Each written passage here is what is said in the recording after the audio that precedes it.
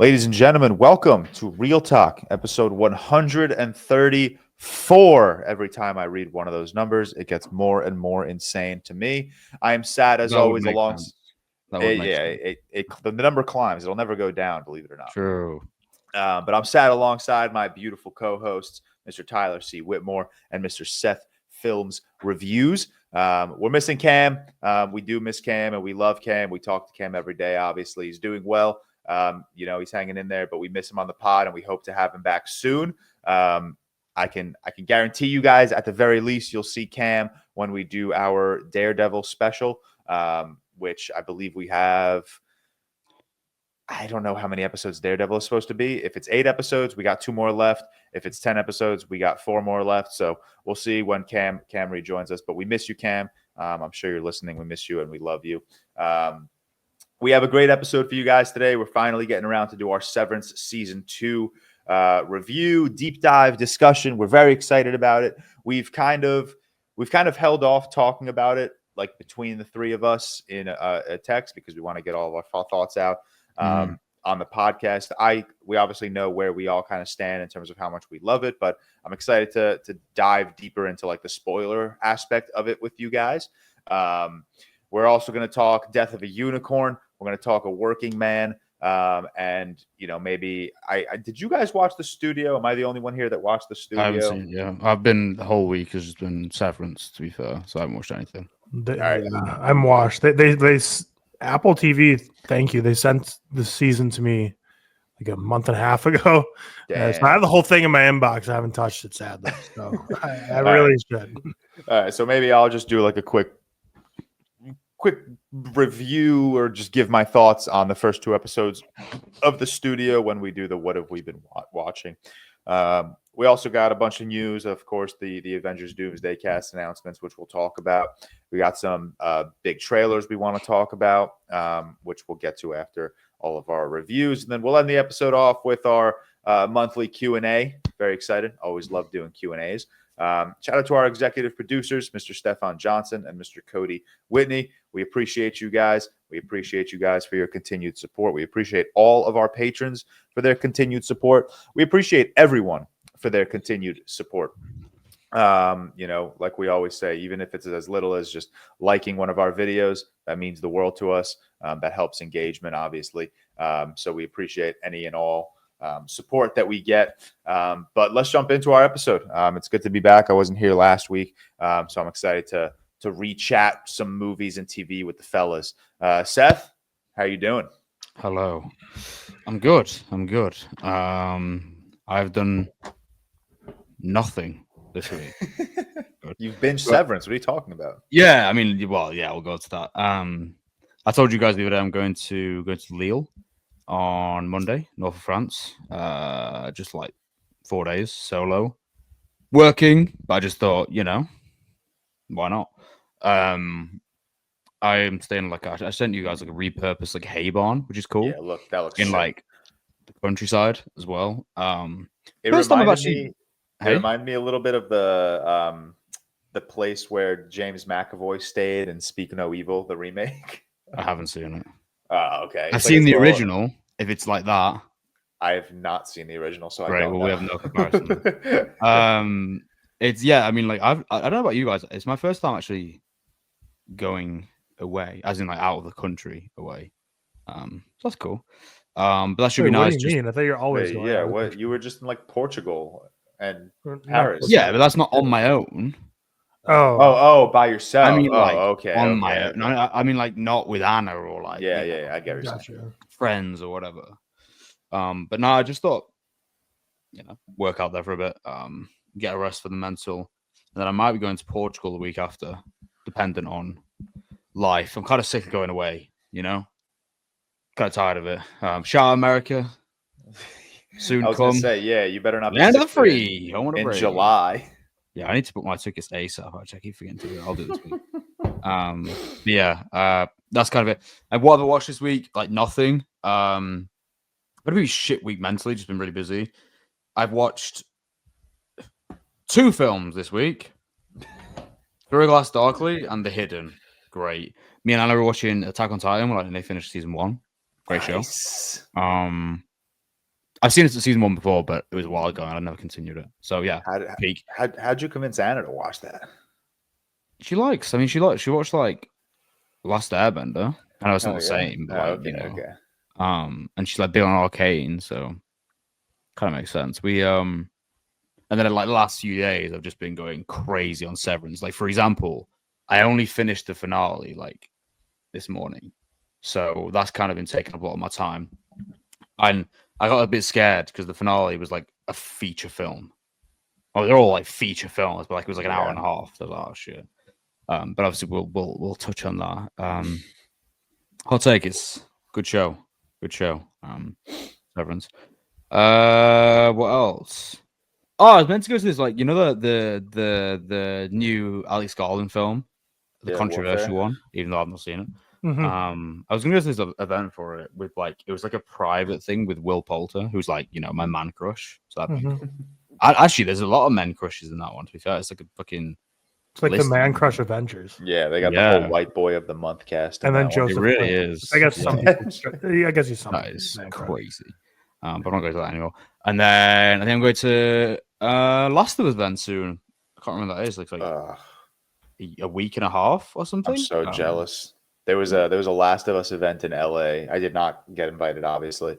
Already? Yeah, it was like 2 weeks ago. Yeah, that shit was a while. They really premiered this early. So they're either just incredibly confident in their product or they just wanted to get the premiere over and done with.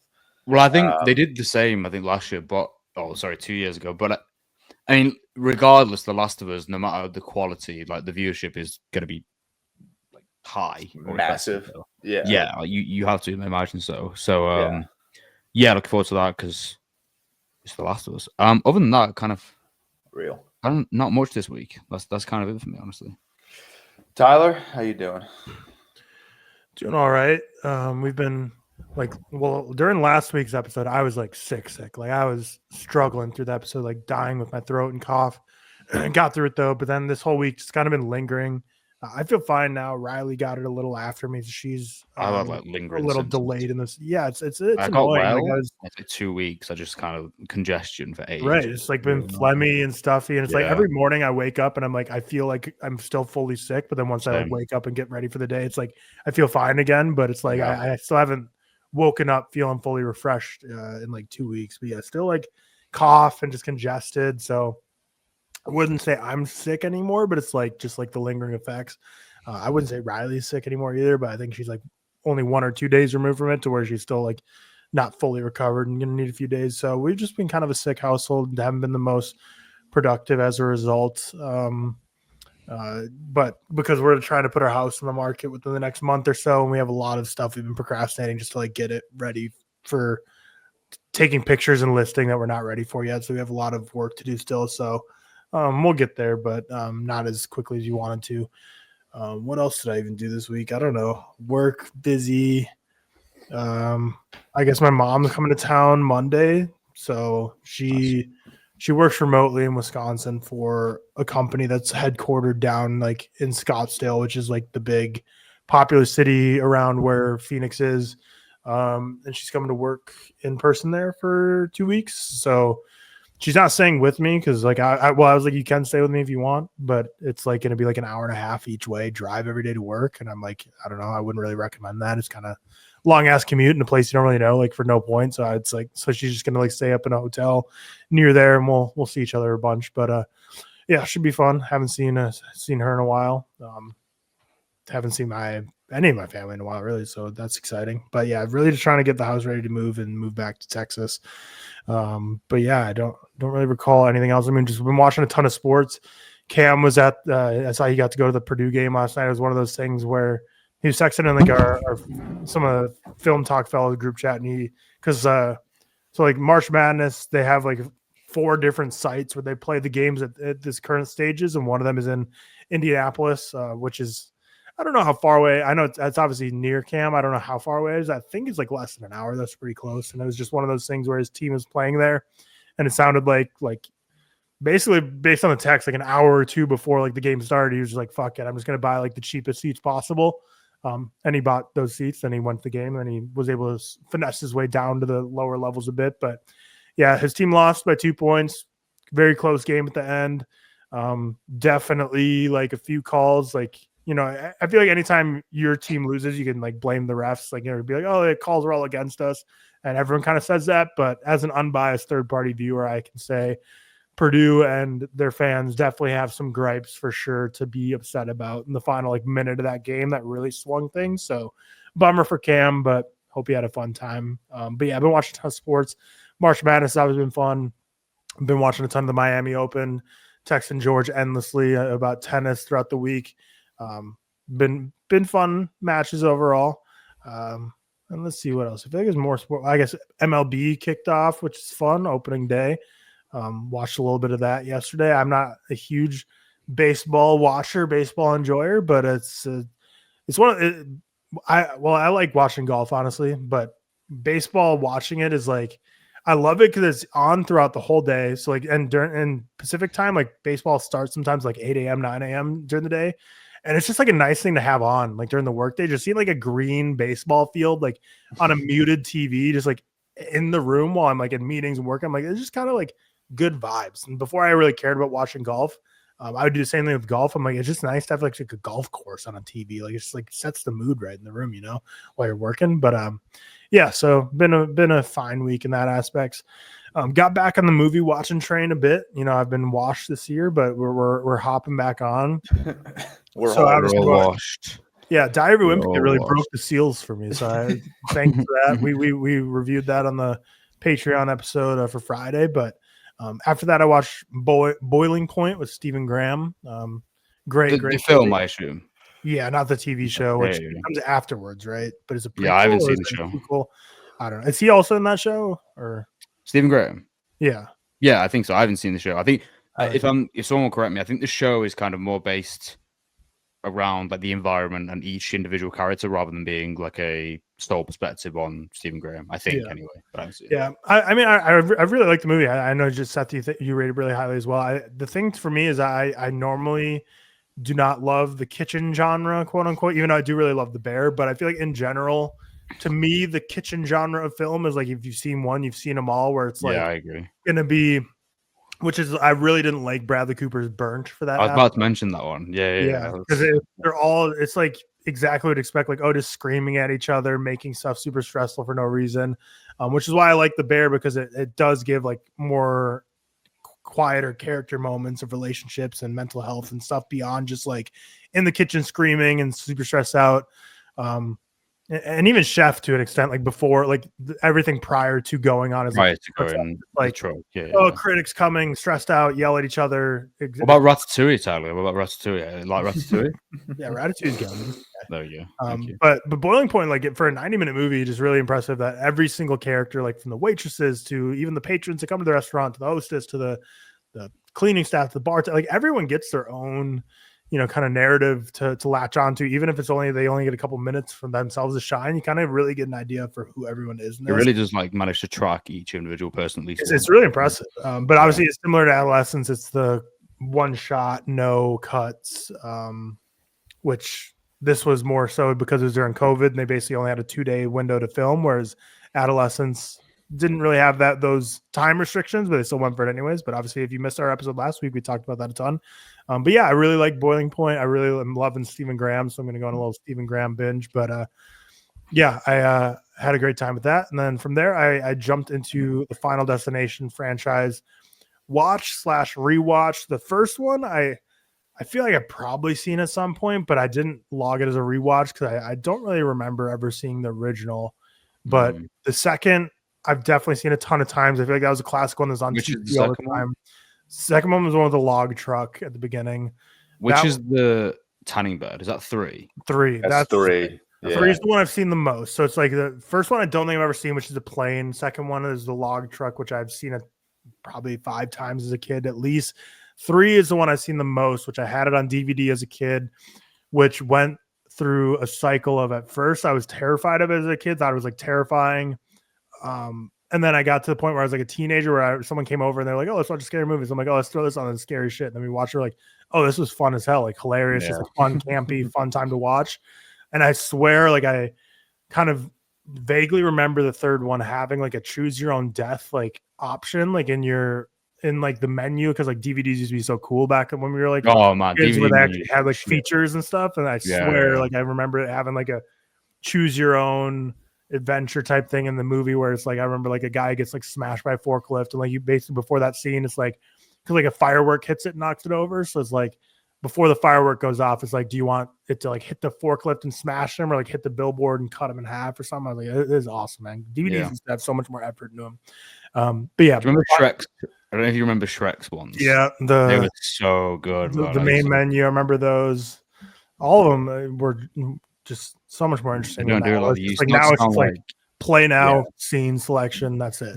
Not to sound Maybe like behind the like scenes boomer, like old man yelling cloud, but they really don't do them like they used to. They really don't. Love that shit, man. But which is annoying because like everyone obviously says like, oh, keep physical media now to keep preserving cinema, so it's not just like lost in streaming. And it's like back in the day they gave you like a true reason to get the physical media because it's like you'll get more than just if you would rent it online. But now it's like it's literally the same shit. Well, that's why Criterion's such a big thing because of how much you get with it. In terms of like commentaries and bonus features and stuff. But yeah, I really I like Final Destination 1 and 2. I gave them both 3 stars.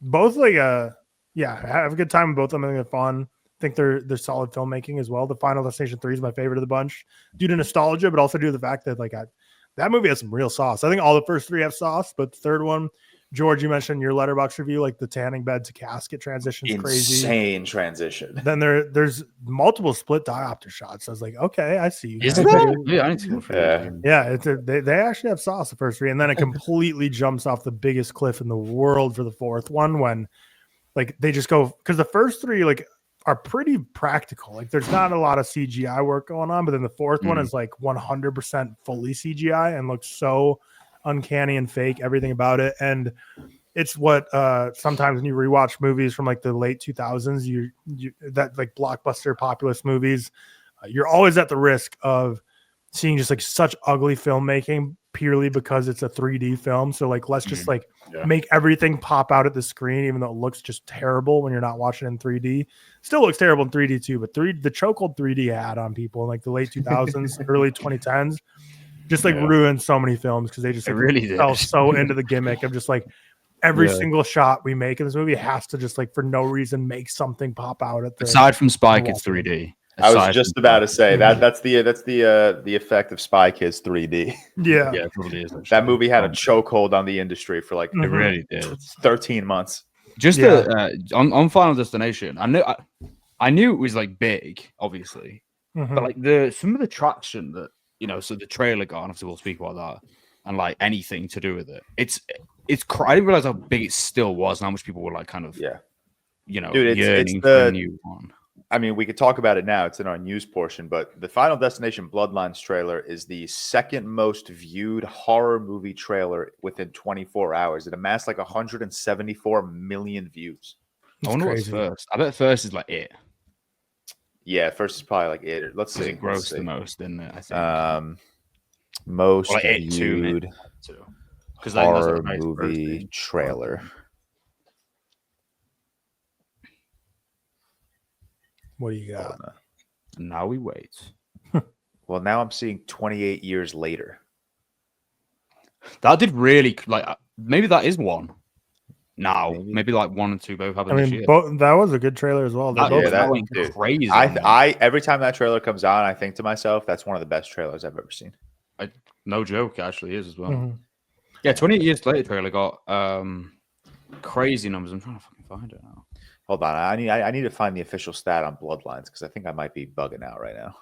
Try to carry on. Let George find. Yeah, and then I got like 10 minutes into the 5th movie and because I like kind of binging them all through and I just didn't have time to finish that one, so that one's gonna be 2 viewings for me. But yeah, after the fourth one is genuinely one of the worst films I've ever seen. It's all the creativity of the first 3 are gone. I think I don't know if it was one of my mutuals or if it's one of like the top reviews, but I saw one review that was basically like whoever made the Final Destination was the 4th one. Like it seems like they've actually never seen one Final Destination movie. Is it called the Final Destination? Yeah, the 4th That's one. very Fast and Furious of them, isn't it? Yep. Yeah, and that's kind of just adds the point of it. It's like I don't know if they've ever seen but yeah, they creatively none of the kills were interesting.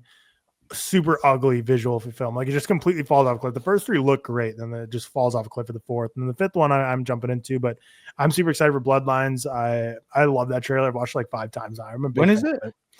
It's like May and like probably like a month and a May half, 2 months 16. ago. Yeah. So Okay. Well, I'm sure we'll time. probably do like a. Yeah, we'll definitely do a Final Right. Destination episode then, because I mean, every Final Destination movie, the first 3 are all like 80, 90 minutes, but then like I said in the group chat, the 4th one, like when you take out the end credits, it's like 65 minutes. Like it's like super short. So Yeah, they're all short. They're all really quick and easy to watch. All right, I'm going. We're relying on the validity of Deadline right now, but yeah, Final Destination Bloodlines with 178 million global views is the second most watched horror trailer of all time. This article does not tell me what the number 1 is, which is a little, Oh my god! that's the only thing I want to know. It's got to be. It's really pissing me off. So is it not? Is it not just This is really bothering 28 me. years later then, or is it like it or something? Dude, what is happening? It This is shouldn't be so bugging. It'd hard. be like the Jenna Ortega Scream reboot. Am I just Googling the wrong maybe. thing? Most viewed horror movie trailer. Dude, I got to be bugging out right now. Whatever, move on. Crazy how hard it is. Yeah, my job. and then other than that, I watched Death of a Unicorn in the theater, which George and I will talk about. But No, yeah, I'm going to talk about it. Sit your negative ass out. All right, that's on me. All right. Okay, You I'm not watching that. guys never commented. You guys didn't reply to my text about my unicorn shirt. Oh, yeah, yeah. I thought you were gonna be Yeah, wearing yeah, it during the yeah. pod. I Oh, am you are wearing it. I mean, I thought you were gonna be wearing the horn. Oh, I'll put the horn on when we talk about. Oh, you got a Okay. horn as well? Yeah. That's pretty interesting. Seth just doesn't look at my texts, man. I've been kind of shit this week. I've been busy. My bad. Yeah, that's all I've been watching. No TV. I don't think I haven't watched any TV since Severance. Yo, so. Seth. Hell yeah, brother. I'll put that back on Oh, for Death of a funny. Unicorn. All right, what Did you have get I that been at up the to? event you went to? No, I ordered it on Amazon. You ordered it? You paid Dude. money for that? Yeah. Oh, I paid okay, good right, money fair. for that. Yeah. All right. Hell yeah, brother. Fair enough. I can't wait to talk about this movie. I left that theater elated, man. I was so hyped. It was such a good movie. All right, what have I been up to? I sat out last week. I was in Boston last weekend. One of my friends is getting married, so it was his bachelor party, and that's the bachelor party that kind of kicks off like me and Victoria's very long summer ahead of us. I had my friend's bachelor party. Victoria has her bachelorette party next weekend. My bachelor party is the weekend after that. Then I have my friend's wedding, another bachelor party, I can't believe I'm wedding. It's crazy. Wedding. Yeah, we an insane couple of weeks coming up. Like we really don't have a lot of free weekends. Even this weekend when we're recording, I have a couple of college tennis friends coming to the city to visit me. So like even this weekend I'm busy. So just we're very busy. It's all good stuff. It's all fun stuff. There's no complaining about being busy for wedding stuff. That's all fun, and love is in the air for the next couple of months. But Boston was fun. We hung around. We were supposed to golf, but it ended up raining on Friday. So we actually ended up going to this really cool indoor F1 simulator. Very fun time. Yeah, it was cool. It was kind of like a video game, just Yeah. like for adults, I guess, like a high-tech video game. Bro, Very what- cool. Sorry. Sorry. I did not mean to insult the video game community. Crazy, by the way. No, but it was very fun. I suck at F1, I guess. I like really bad. Me and all my friends are very bad, except for like 2 of them that actually actively like watch F1 and understand the cars and the People tracks. watch And F1? people love F1. Yeah. Wow. We get People angry comments. absolutely love F1. My sister's boyfriend is a massive F1 fan. Not something I've really ever gotten into. I'll watch the races if my sister's boyfriend is around and he's watching the races. But yeah, people are. I'm pretty sure it's like the most viewed sport in the world right now, even eclipsing soccer. I'm confident. No. Most viewed. There's no way it's above football. sports in the world.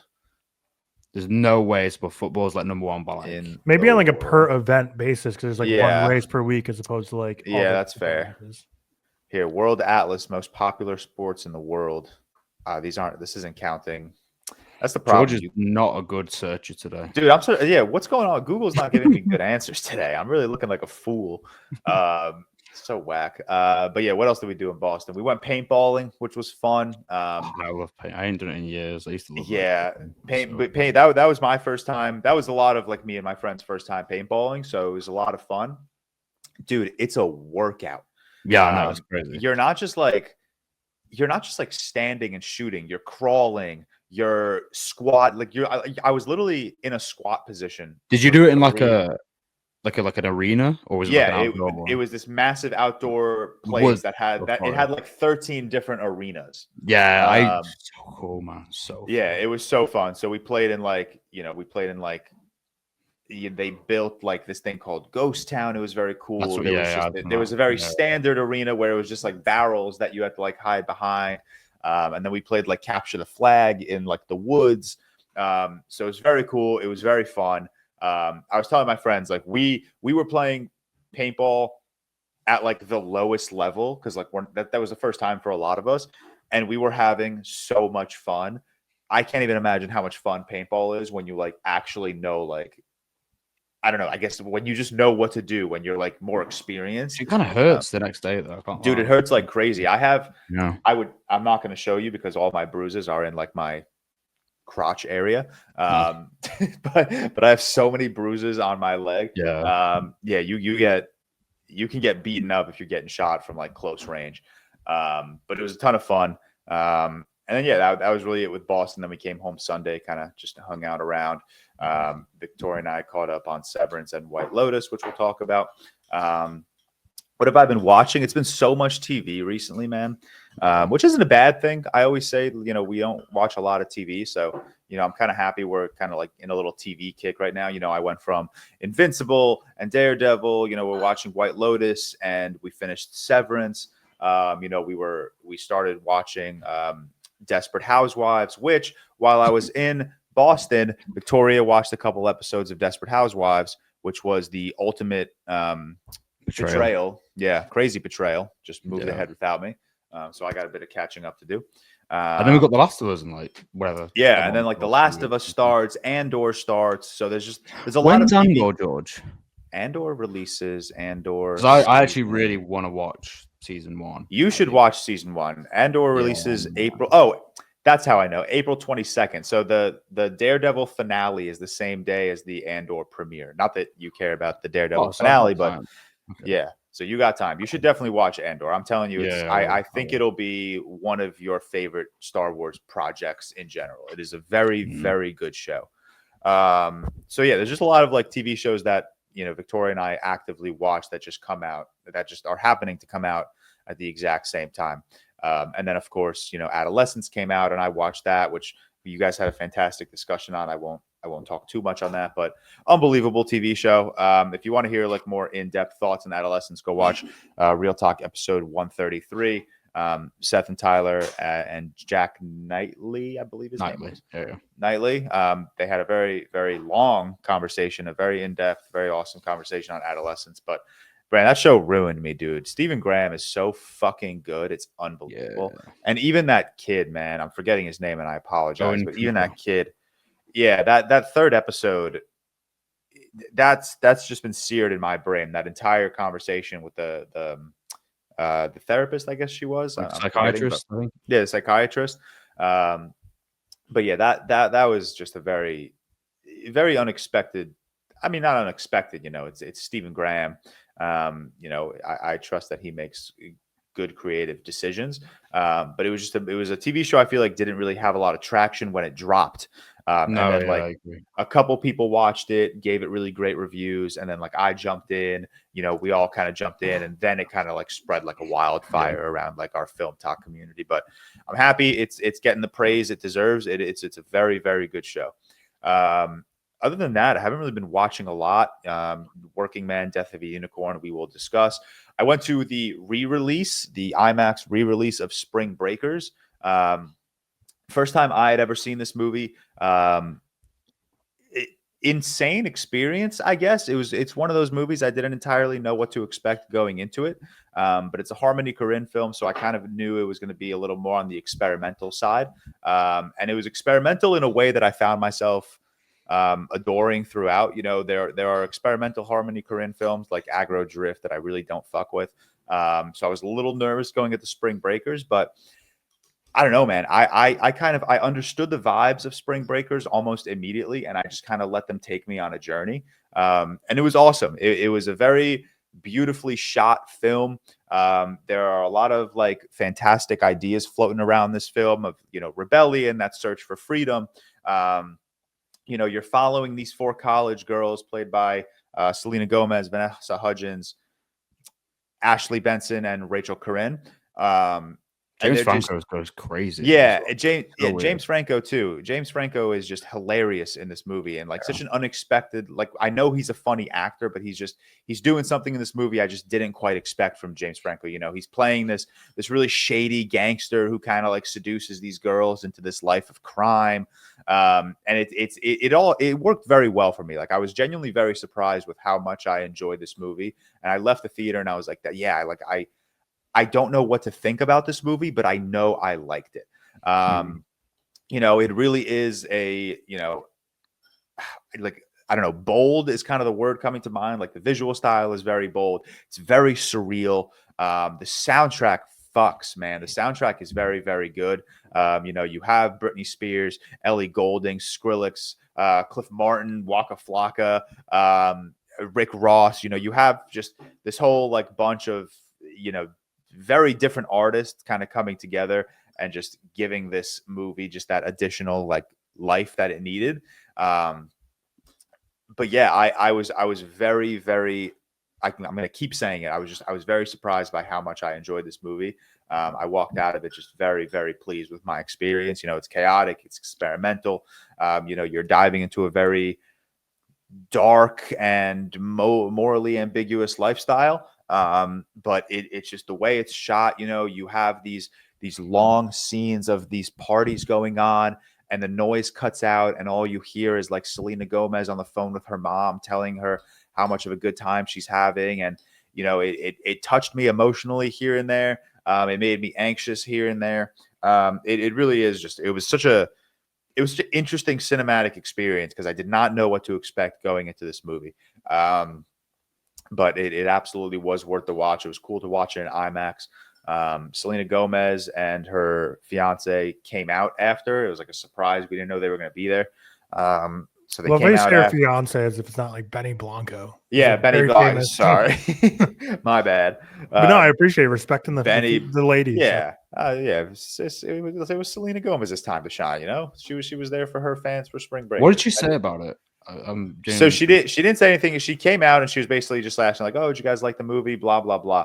But she was there with Benny Blanco to promote their new album. So we got like a sneak peek. They played a song on the screen, and then when we left, they gave us that song on like a USB drive, which was very interesting. I would have called her a boomer right then and there. Like, what are you going to do the thumb? Yeah, like USB what am I doing with a fucking thumb drive? Like, I think Victoria, did you plug it in? Did you listen? Yeah, Victoria plugged it in. Listen, and that's probably the last anyone will ever touch that USB drive in this household, in this apartment hold. But yeah, no, great, really, like genuinely, I'm gonna keep saying it. It was a good movie. I didn't know how to rate it. I didn't know how to approach giving it like a star rating. 3.5. That's the perfect rating for it. I don't know, man. Like, if we're being honest, I could like this movie had moments I could slap a 5-star. Cam gives it a 1. Oh, fucking hell. Yeah, Cam bugging. But Harmony Corinne's like a bit of a fucking weird. I watched it a while ago, but I think I really liked it. I think I gave it 3.5 maybe. I like it was my favorite of his for sure. It was an interesting experience. It's the one movie I wish I did take a gummy to watch. I didn't. I was sober, unfortunately, watching that movie, but I feel like that would have been such a ridiculous experience on a gummy. But all right, that's kind of all. I haven't done anything really this week leading up to this episode. I went out with Victoria and a couple of our friends last night in the West Village. Went to a nice Greek spot.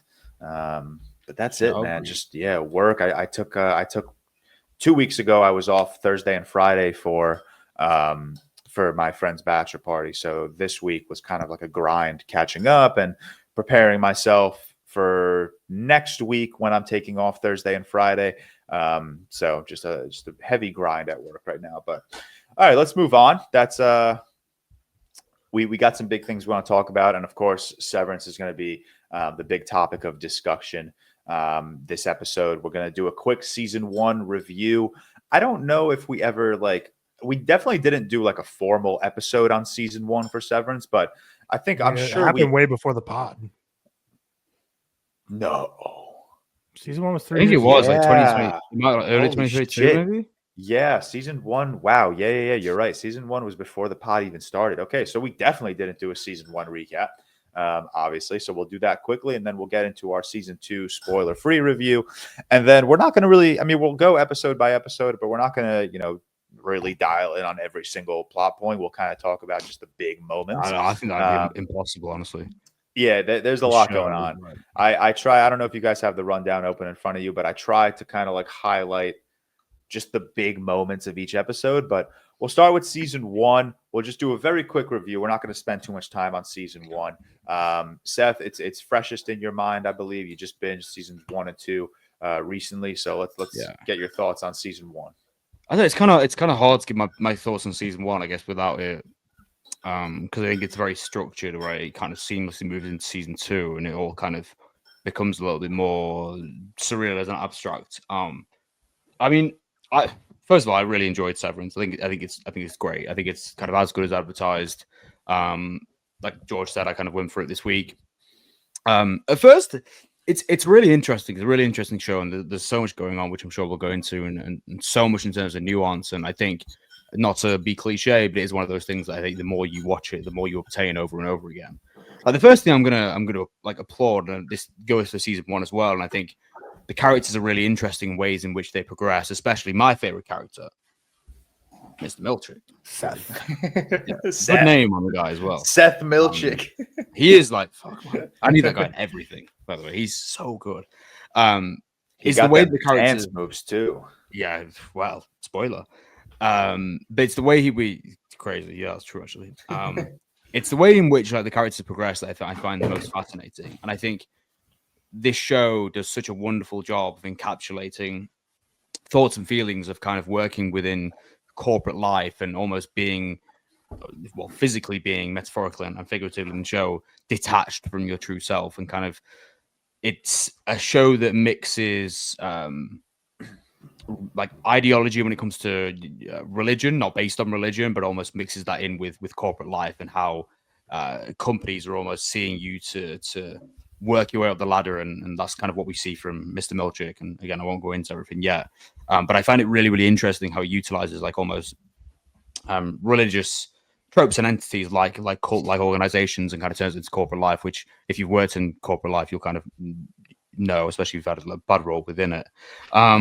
I think it's really, really interesting. I think it's funny. I think it works as satire. I think it's really, really sad at times as well. Specifically, season 1.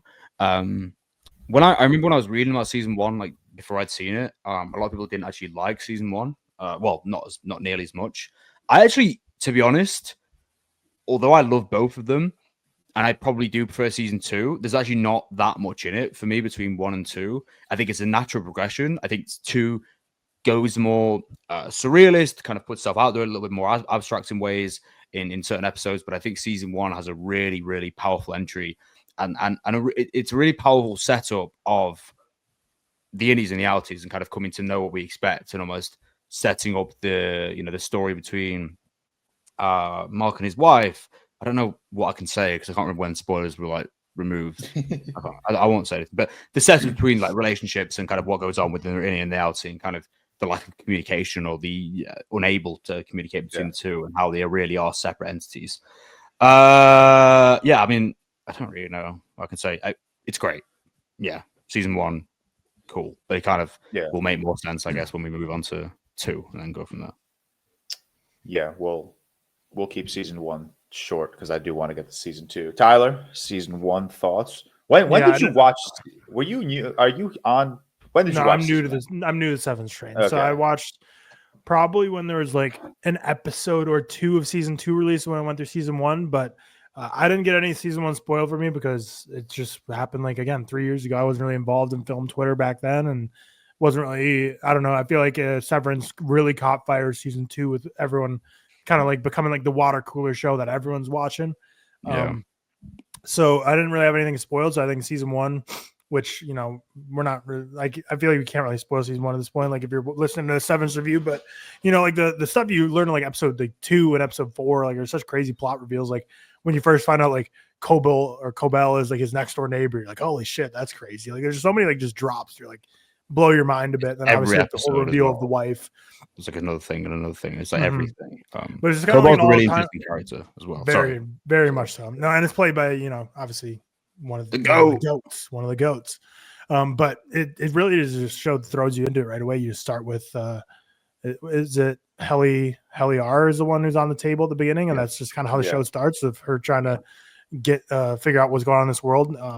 And then from there, it's just a trip, and you learn so much. And it's a show for sure that you can get so much of it on the surface level, but it's like an all-time, like similar to like how Lost was back in the day, where like it's just full of theories and message boards and threads of people theorizing what all these little details mean. And Ben Stiller really crafted so fun to speak about, quite a clever show here, with just so much little details that so much of the stuff, like obviously we learn a lot in season 1 and season 2, but there's still so much up in the air, which I know some people are a little upset by, in terms of like not every question answered, but I'm not there personally. I think the amount they revealed is like a perfect amount to like keep you learning more and like keep the story progressing in a way where you're like happy with the direction it's going without the show isn't ending. Those things right, exactly. But it's not just like a complete where like the season ends, you're like, well, it's just like I'm still have no answers. Like, nope. Season 1 provides a lot of answers. Season 2 provides a lot of answers.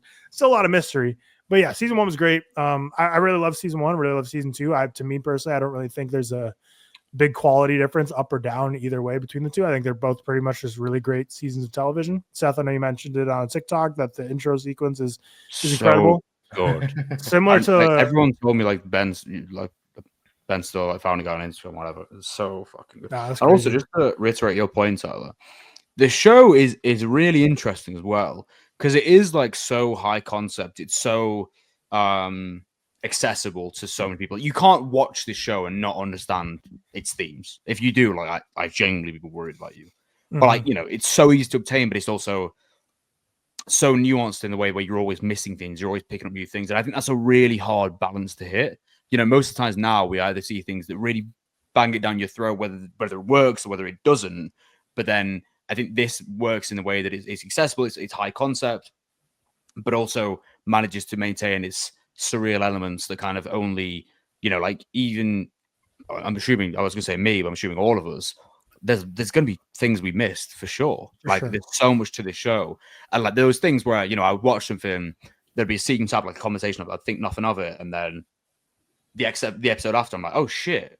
You know, it really has that returning thought. And I think it makes for a show that is just going to be very fun to watch again eventually as well. Sure. The high concept of it is what makes it fun, because like 80% of it like is pretty apparent to like everyone, and then there's that 20% that can lead people in different directions where, again, we probably miss some stuff. There's theories we'll probably talk about in this episode that we're going to be completely off base on. I even saw a Twitter thread of like someone posting like exactly kind of how that final episode of season 2 ended, like predicting it before, and then like all the quotes and replies to it were like, this is literally like, there's no way you're right. Like, you're so stupid. Like, you're an idiot for thinking this is where it's going to go. Then it happened. It's like, that's just like how this show is. Like, it's like where it's like, there's stuff that like you just happens that you just wouldn't see coming. And like, if you think you're smart enough to predict it all, and like, it's like, I don't know, sometimes it just goes directions you're not going to expect. So I'm a big fan of Severance. And this is great popular TV. It doesn't happen often. This is great. It's not just slop. It's good stuff, which is, I mean, because we always talk about Apple TV having just like so many shows. They're all like meant to be like all-timers. They're all, but none of them catch fire. But it's like they all have acclaimed actors. They all have pretty much like if you read a synopsis of any Apple TV Plus show, you're like, sounds intriguing, sounds like something I'd like, but none of them catch. And this one caught. So we'll see if it's, I don't know. We'll see if they can recreate this, or if they're going to hold on to it. Like, Apple TV does not market their TV shows well at all. Like you have a TV show called Silo with Rebecca Ferguson in it. Like, how is that not a dystopian, whatever, post-apocalyptic world with Rebecca? Like, how am I not watching that? That's insane. What was the one with Jake Gyllenhaal that came out? Presumed Innocence. Presumed Innocence. I heard nothing about that. I don't hear. Is Slow Horses meant to be amazing? I hear nothing. Shrinking is supposed to be great. Shrinking is really great. I hear nothing about it. The odd they're just trailer not doing here a and good there. job marketing. Yeah, I'm in line with all of you, with the two of you on season 1 of Severance. I absolutely love that season of television. It is so ambiguous. It is so all over the place. There are TV shows we watch, like literally going on right now. Daredevil, where I love texting the fellas about Daredevil. I love texting them about the episodes we watch, but we're texting about the big moments, right? I'm talking to people about Severance, and it's all about like theories and like what's going to happen, where's it going to, and I love that kind of discourse around a TV show when you're talking to someone and they have a different theory from you. One of my coworkers is big on Severance as well, and every time another episode dropped, he and I would come into the office and literally just spend 45 minutes talking about theories, like the future of Severance, not even talking about the previous episode. And I love that kind of television. It does. One of you guys just mentioned Lost, and it really does remind me of that Lost style TV where you're so just intrigued by not only what's going on, but what could possibly happen. And it opens such interesting conversations. It all opens just such fun discourse. And I absolutely love it. Seth, like you said, I don't, seasons 1 and 2 are so close for me. I really don't know which one I would put ahead of the other. I love season 1 because it is just, you're so new to this environment. You're so new to, the severed floor and these characters, and you don't know what's going on. And you're kind of like, it feels like you're like watching from a distance and you have no idea what's going on. Whereas in season 2, you understand what's going on. And it's a different type of like narrative. It's more, it feels more urgent in season 2, where in season 1, it feels like you're just being mind fucked the entire time, which I absolutely love. So I really love season 1 of Severance. I love that season of television. I love season 2. We'll get into it. I have my gripes here and there, but overall, this really is turning out to be just one of the best shows on television right now. That goes. I didn't need to say that. That's the obvious. But just one of the best shows I've watched in quite some time. It's very good. Everyone's putting on stellar performances. It's so uncomfortable at times. It's so ambiguous. I didn't realize really what the cast is when I was watching this. Cast I have Adam no Scott's idea. really good. I know Adam Scott is a good fucking actor. Yeah, John Turturro. John Turturro is like the fucking goat in this, by the way. John Turturro, season 2. He's doing something special in season 2, man. Amazing, like we'll get to it, but he is really doing something special in season 2. In this, I'm talking like special, like all like, time TV performance, like all time supporting actor performance in a TV show. Like he's doing something really fantastic. But yeah, just to wrap up my season 1 thoughts, I mean, beyond just what I said, you also just have so many like holy shit moments. You have like that entire final episode. You have like that entire final reveal of a couple of things, and it's so fucking, it's like genuinely like jaw dropping stuff. It's no I am your father level holy shit plot twists. It's fucking crazy. The end of season 1. And did you watch it right when it came out? I forgot what you said. Yes, I watched it when I came out. So waiting. You had to wait years. on that freaking cliffhanger. Absolutely. That's the cliffhanger. Why would it take 3 years? I mean, dude, I'm gonna be completely honest. I'm not like as bugged out about waiting for it for 3 years, because I like kind of forgot about Severance for a while. Like when season 2 started, I didn't watch season 2 like in time until the last like 2 episodes or 3 episodes, I think, because I was waiting for Victoria to catch up. Right. So people kept tweeting like Innie, and I was like, what the fuck are they talking about? I was like, what are they talking about, their belly button or something? Yeah, like it literally like took me a minute to remember, like, oh shit, Severance is a thing. Like that's a show going on right now.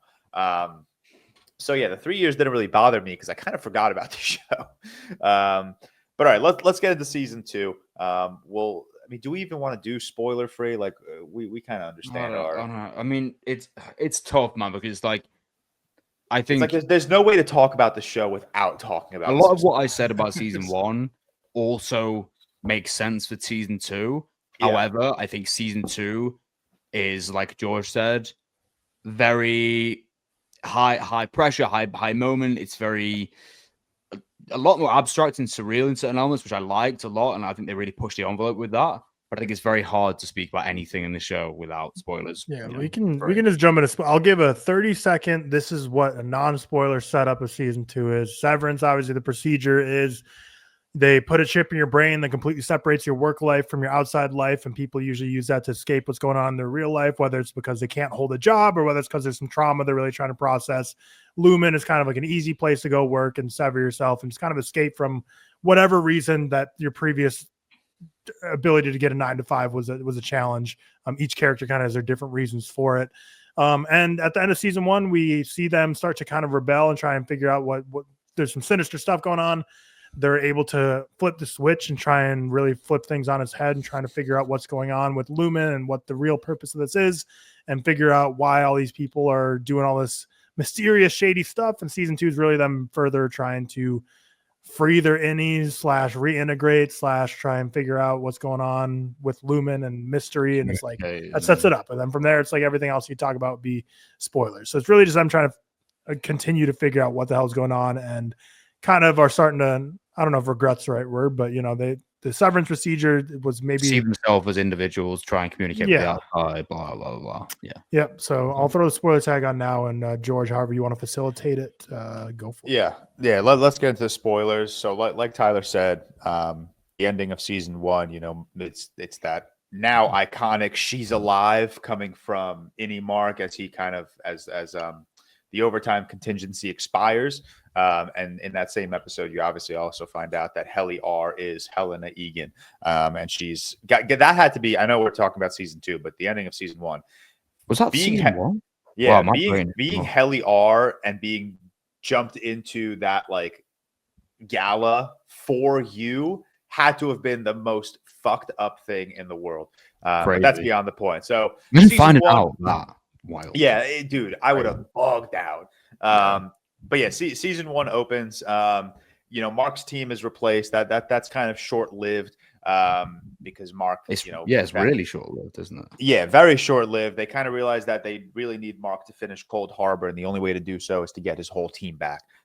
So you have that like very funny video that Milchick shows them about the macrodata uprising. Yeah. And I believe it's been 5 months since the events of season 1. So that's kind of the last time that we saw their innies.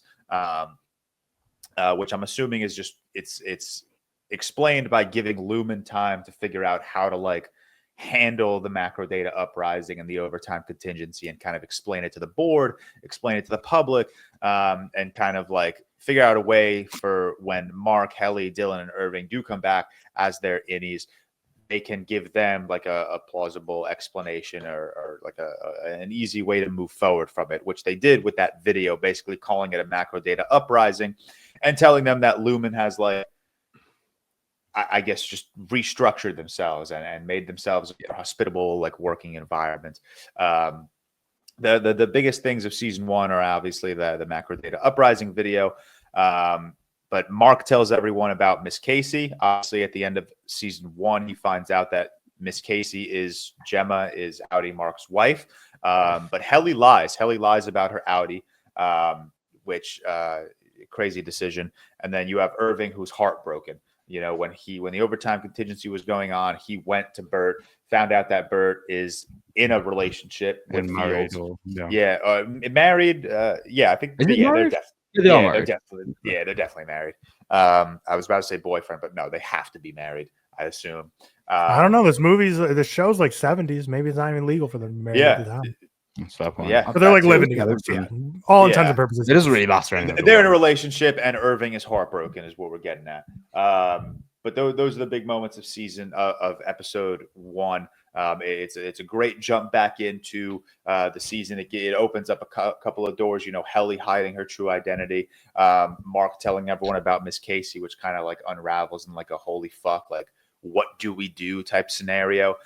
There was a very beautiful moment in this episode. I know episode 1 was really just like a kickoff season 2 pilot type episode, just to kind of get you back into the severed world. But there was a really beautiful moment here between Irving and Dylan when Irving wants to quit, and when Irving wants to quit, and Dylan was kind of like, no, dude, like don't do that. Like we need you here. Like Like, we don't function well without you. Like, you're the glue that holds us together. It's a really beautiful moment between the two characters.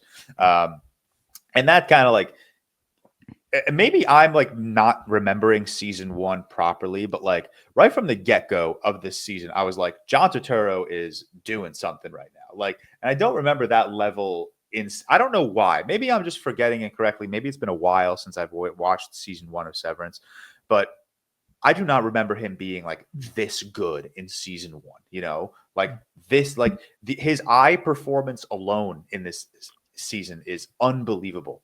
I think he just has more to, I guess, like emotionally work with. I mean, there's big moments in season 1 for him specifically, but I think it's the natural progression. Like, it's the same with I'm gonna kill my what's Mr. Milchick's actor's name? Tramel Tillman.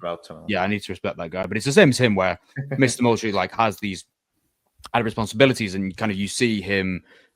He himself is like a manipulative figure towards them, but he's also being manipulated, patronized by the above, and he's giving up his essentially humanity. Like, that's his progression, but because of the corporation, and that's why he is like, he excels in 1 and 2, but especially 2, because we see so much more of the kind of the background stuff with him. And I think it's the same with Irving as well. Definitely, they both really flip switches. Like, they both were great in season 1, but they both flipped the switch. And it is crazy thing about like Mr. Milchick's character, how everyone at Lumen, how they're not severed either. So like Milchick's just like, that's just his 9 to 5. Like, that's crazy. And like, obviously we'll see it like later, but like when like you see how like he's like low-key, like he's a great employee, man.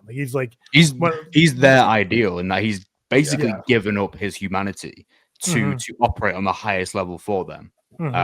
He's like, what a guy. He's like the tone of the show. Like, he's like their puppet essentially. That's exactly what he's like the staple of what like corporate America wants out of people, because he's like that gif that went around of him like explaining something, like running away. It's like, that's what corporate America wants. They want you to be stressed out to the max of work, but like when you're doing that work, to be completely calm, cool, collected, everything's under control, but you're also like running around doing a billion things at once. And he's so amazing. He's so amazing. To George, your point, like John Turturro is really good in season 1, but there's something in the air. He flips the switch like in season 2, and like kind of just is all-time mode. Yeah, shout out to the whole cast. So just to run through it quickly, the big players. Adam Scott is Mark, Britt Lauer, Helly. Dishin Latchman is Miss Casey / Gemma. Tramel Tillman is Milchick. Patricia Arquette is Harmony Cobell. Zach Cherry is Dylan. John Turturro, we got his Irvine. Christopher Walken is Bert. And then shout out the newcomer, Miss Huang, played by Sarah Bach. So those are kind of big players. Yeah, no weak link. Everyone here is really doing something fantastic. They all, not only are they doing something fantastic individually, but they do play off each other very well. Like, I love the dynamic between Adam Scott, between Mark and Helly. I think their back and forth is always just very heartfelt, very real. It always feels very personal, especially in like the second half of the season. I think. Yeah, especially in the second half of the season. And then you have Milchick, who is just kind of like this unintentionally hilarious but no nonsense man. It's just it's a very interesting like dichotomy between like, I want to laugh every time a word comes out of his mouth, but I'm also very scared of him. It's quite it's sad, because I think you can really see he's like giving up everything for the company. Who in actuality really just don't respect it entirely for the work he's putting. Which again, respect is like. Yeah, his whole performance review was like, bro, stop using such big words, you piece of shit. Like, it's so patronizing, bro. It actually fucking annoyed me. No disrespect. That's my God. People tweeted it, which I fully agree with, where it's like when like the Lumen board and like managers are mean to Mr. Milchick, like angry face emoji, but whenever like Mark and them are mean to him, you're like, haha, yeah, screw you, Mr. Milchick. Because like it's so true, because like it's like Mark and all them and Helly, they can be mean to him. You're like, yeah, I'm on your side. But then anyone else, you're like, no, you stop it. You be nice to him right now. Don't talk to Seth like that. Yeah. True. They're just fantastic cast, man. Like, genuinely, just like everyone is just so like perfect in their roles, and it's very awesome that you have someone as talented as like a Ben Stiller writing and directing this show, to give these actors just so much room to just go and fuck around with on this massive playground. We'll go into we'll kind of, I know we're kind of like jumping around, but we'll keep it like in order of episodes. Episode 2, we get a little bit of Miss Cobell back. This woman is never satisfied. It's almost hilarious, but it's kind of like a Milchick thing. It's like I feel bad for her, and it's like, okay, like Mark can talk shit to her, but like I don't want anyone else talking shit to her. Like I kind of feel for her, like you can, we get that big reveal, which we'll talk about down the line, which gives a lot of context to her character. But you kind of like feel for her. You see that, like, just like Milchick, like she's given her life, she's dedicated herself to, the severed program. And it feels like Lumen is just kind of like not outcasting her, but it's kind of like a promotion or a demotion by promotion. She's like in a rock and hard place. She's like in between two alternates. Yeah, it's like Lumen is, offering her this promotion, but the only thing she wants to do is just be in charge of the severed floor. And in episode 2, when she's offered that, step up at Lumen, you're like, why wouldn't you accept this? And then, you jump ahead. I'm sorry for jumping ahead, but you jump ahead to episode 8, that whole Cobell centered episode. And you find out that, the severed program, she's kind of the god. Yeah, she's kind of the inventor, godfather, grandfather. So you would like when we found that out, everything that happened to Cobell in this season is just put into context, because you're like, why aren't you like Lumen wants to take care of you? Why are you not accepting these promotions? And then you realize, it's because you want to be on the severed floor, because that's kind of your baby. And it's like, okay, I completely understand this. Also, sorry, just to again do this thing where we switch back and forth. Yeah. Episode 8. So that is the lowest rated episode of the whole show, by the way. I believe like a good amount. I like it. Like I think it has such purpose in that. It's free flowing, but I think the way it reveals a character who I needed to know more of, to understand her motivations throughout the start of season 2, like you said. I think I agree with that. I like the episode. I think I'll always love episodes of this show when we're like kind of removed from the severed floor, like episode 4, when they have that team offsite. Like I think it's very cool when we're out of the severed floor. And I liked episode 8. I like Miss Cobell. I love Patricia Arquette, so I'm happy we got that chance to see her shine. My only problem with episode 8 is it felt like the whole episode was just meant to get us to the final 5 minutes of that episode when we find out that she invented Severance. And that's not the only reason it's a problem for me, is because I don't think anything prior to that moment in that episode is going to come back in this show. Like, I don't think we're ever going to see like that side of Cobell again. Like that very maybe some of the conversations like surrounding the mom and stuff like that, but it's a tough one. It was like the shortest episode as well. Yeah, it was like 35 minutes. Even Victoria and I said that. We were like, oh damn, short episode. And then we started watching. We were like, okay, like now it makes sense. Like, I'm always hesitant to call episodes of television filler episodes, because I trust that like Ben Stiller is not just going to throw a filler episode out at us. But this episode, that whole episode, episode 8, did feel like it was just, they just needed a way to throw in Miss Cobell invented Severance. I did like the episode because I love Patricia Arquette. I love that dynamic with her and her, who was that? Like her aunt, her maid or whatever, like that very aggressive dynamic. And then you do get a little bit of very aggressive. She stops her. Yeah, very aggressive. But you also get that little background about Cobell and basically saying like she's been working for Lumen since she was 11, and it was child labor. And you find out that like before the severed floor, they had like that drug that they were using, which was that was pretty cool. And I guess that amazing amazing like landscapes in this episode, by the way. Yeah, like really so beautiful. Such a like fucking cozy episode. It's crazy. I was gonna say, where even was that? I'm guessing my guess is like Greenland or Iceland. Yeah, that Ben Stiller definitely watched the Banshees of Inisherin for that landscape inspiration.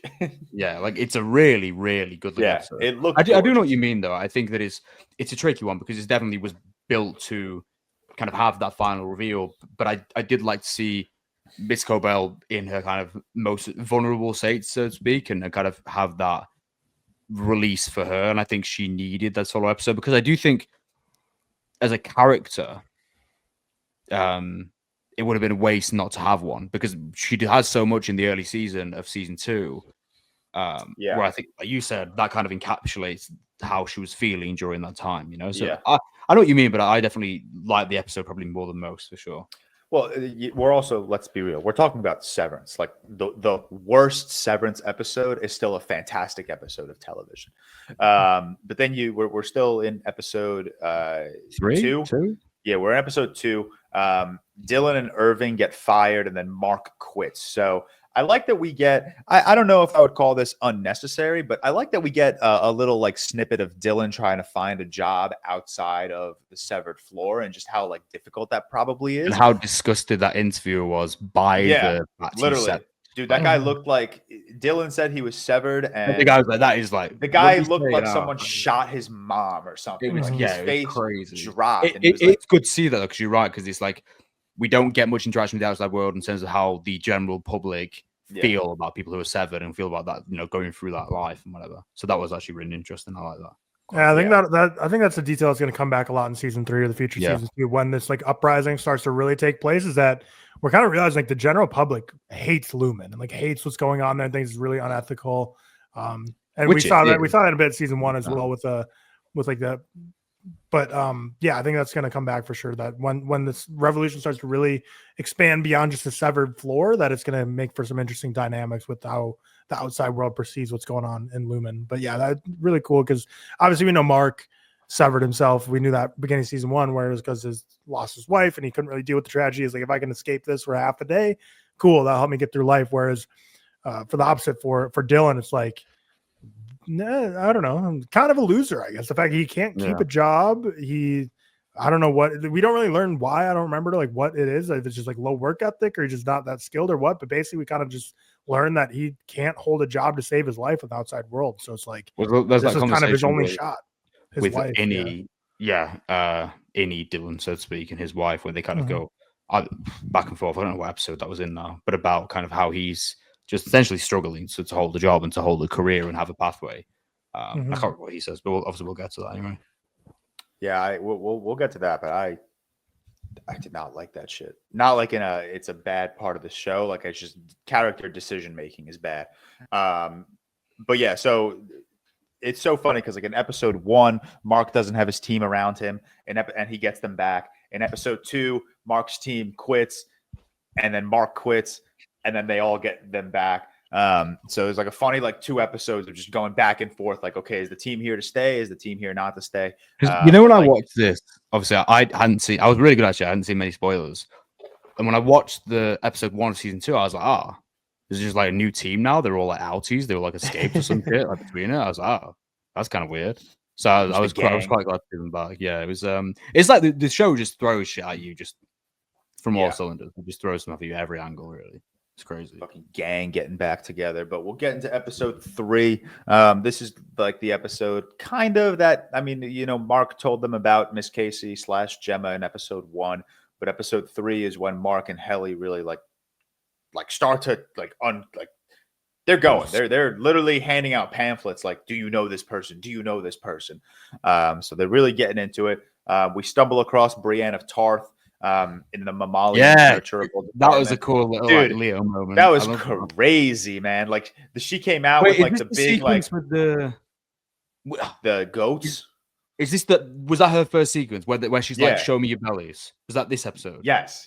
Okay, yeah. That was fucking weird, man. Yeah, so she cool. comes out with like the black. She's wearing all black and like the helmet and that shit was like fucking frightening, man. But that was cool. Like, I love how they use goats in this show. Like, obviously, as we know it as a sacrificial item, whatever being. But I love how this sequence is so like cult-like in the way that they kind of transpire and circle around them when they're asking questions and stuff like that. Brienne Tarth, shout out, awesome. Just it's awesome every time she's on screen. In whatever, especially in the final episode, which we will go on. Yeah, she's a dog in the final episode. What else happens in episode 3? So when Irving, during the overtime contingency, you see Irving, his Audi is drawing pictures. He's drawing pictures of the hallway and the elevator. So Irving is trying to like figure out like, okay, what is this shit? Like what's going on here? Like what is that? And that'll play out a little further down the line, but that was like our first kind of introduction to Irving, really like trying to like dive deeper into what Audi Irving was doing. Still opens a lot of questions. Like, why was Audi Irving drawing those? Like, why does he know it? Like, is it a problem with the severance where his like Audi is having dreams of something his innie was looking at? Like, why would Audi Irving know about that hallway with the elevator? That's a question that I'm asking myself. I'm sure we'll like find out a reason for it soon, or I mean, not soon, whenever season 3 comes out. But like, why would Audi Irving know about that hallway with the elevator? I don't know if you guys. It's an interesting way to obviously the use of communication using that. It is interesting. I'm not too sure either, to be honest. I think the easiest explanation that they could run with is just literally exactly what I just said. It's like maybe the Audis can dream of what their innies are seeing. Like maybe their conscious dream the memories of innies. Yeah, maybe their consciousness is not as split, as severed as Lumen maybe thinks, and there still are ways to like not communicate between Innie and Audi, but overlapping memories. Yeah, exactly. So that's what I'm running with. I'm sure in season 3 we'll get like a deeper dive into that. Although, we'll talk about it. What we don't even know, Irving's fate really. He's gone. Bro jumped on a train. What season 3 in like 10 years time on ReelTok episode? Chill. Hopefully less than 2 years. This is the episode where Innie Dylan meets Audi Dylan's wife. Just from like character decision making, I like, why are you doing this, man? I hated that decision. Like, I get it. Like, you want to be in touch with reality. You want to understand what's going on in the outside world. But like, the whole point of the severed program is to escape reality. It's to escape. So like, why would Lumen and Milchick and Miss Huang, like, why would they allow this to happen? Obviously they needed Dylan to stay. Isn't it? Like, Dylan was kind of causing. You have to imagine it's like when you have someone like Dylan as an innie, it's difficult because he wants to almost know that reality of his outside world and know about it and understand, his kids and his wife, and also they let him speak to the wife to almost keep the peace, so to speak. But then again, it's like, why would you do that? Because then you're mixing the two lives when there isn't necessarily two lives, so to speak. It's really, it's a difficult moment because it's very difficult to watch kind of him as well in these sequences and his wife, especially when we get to can I spoil it? Have we spoiled it the whole time? We've been in spoilers, so we're fine. Everything, bro. When we get to like Gretchen, when we get to that and like kind of the relationship between the inner Dylan and outer Dylan's wife kind of blossoms from there, and it is really like sad in the grand scheme of things to know that. It's a tough one to watch, but I do really enjoy those scenes with both. It adds like cool the old outer Dylan. Yeah, that's kind of. I think she says that, doesn't she? She sees like him as how outy Dylan used to be. Earlier on in life when he was kind of, which is just, it's sad for both parties, like Gretchen is like, damn, like my husband is so much cooler when he's not my husband, and then it's sad for Dylan because it's like, damn, like like my Audi is married to this beautiful woman, this awesome woman, and I don't like, I will never live that life. And it also sucks for Dylan because it's like, damn, my Audi is like disappointing her when he knows his innie, would satisfy her in a much better way, in a much more fulfilling way. So I don't know. It's like, it's just, it added some cool emotional conflict to the show, and I appreciate that. But like, just from character decision making, like that's just going against everything the severed program is there for, like you're severed to escape that reality. It's a very interesting decision by Lumen and Milchick to allow that to happen. Well, his character is a little different too, because they had the slip up where Milchick went to his house and they let his two lives touch in season 1. So I think that's kind of why they had to do something a little different with him, where it's like he's more aware of his Audi and Innie and the cross pollination there than other people are, other than like Mark and John Turturro, who are Irving, because they're purposely trying to figure it out. But his was completely accidental. Like Mr. Milchick just kind of fucked up with his kid, and like it was like, oh, go play like hide and seek, whatever. And then it just didn't work out that way. So like their lives already blended over. So that's what made him so interested in what's my wife and kids like at home and like all this. So I think they kind of just thought it would help ease him from like, because they could tell everyone in the severed floor is on the edge of rebellion, and their way of kind of dealing with him was like, oh, if we just like get his wife in here, maybe that'll help. But I agree. It is a very bold, risky decision by Lumen to like try and do that. I love when Milchick goes to their houses as well. He's just fucking cool, calm, and collected. What did you say before? Like, yeah, this is just the dude's 9 to 5. Like, like, this is just his job. Like, I want to see what he does. Like, I want to see when he goes home what he does. Like, how does he like unwind from this? Yeah, like, what's Milchick doing? Just studying a dictionary? Like, but all right. So, episode 3 is also where Mark kind of starts the reintegration process. You know, you see him trying to burn images into his retinas to talk to his innie to get more information about Gemma. That's obviously not working. So he does kind of, not kind of, he absolutely does go through with the reintegration process.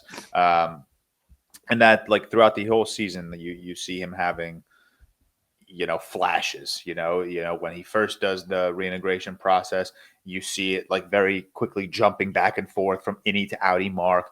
When he's having sex with Helly, you see like Gemma's face on her body. That was Lynch-esque, by the way, that moment where I'm happy you said that. Okay. Cause I saw someone tweet that exact same thing. Really? Like, someone tweeted like there are moments in Severance that remind me of like David Lynch. And in my head, I'm like, maybe that's a stretch, but I could see it. And I was thinking to myself, I'm like, okay, I'm gonna ask Seth about this when we talk about it. So I'm actually happy you said that. It's like in Lost Highway when her face like changes. Yeah. It kind of creeped me out, and it just reminded me of like Lynch's transitions that he used to do in some of his films.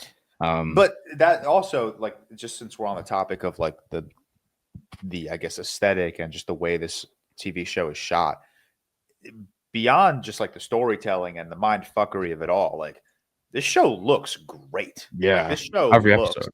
Like every episode, man, just looks fantastic. And it's especially the beyond, next one as well. Yeah, especially the next one. But it even goes beyond just like, the wide shots of like, beautiful buildings and landscapes. It's like there are so many like, like that the first reintegration scene in episode 3, when you see Mark jumping back and forth from innie to outie, and it's like fucking with his mind. Like, it's edited together just so well. It's like flowing so seamlessly.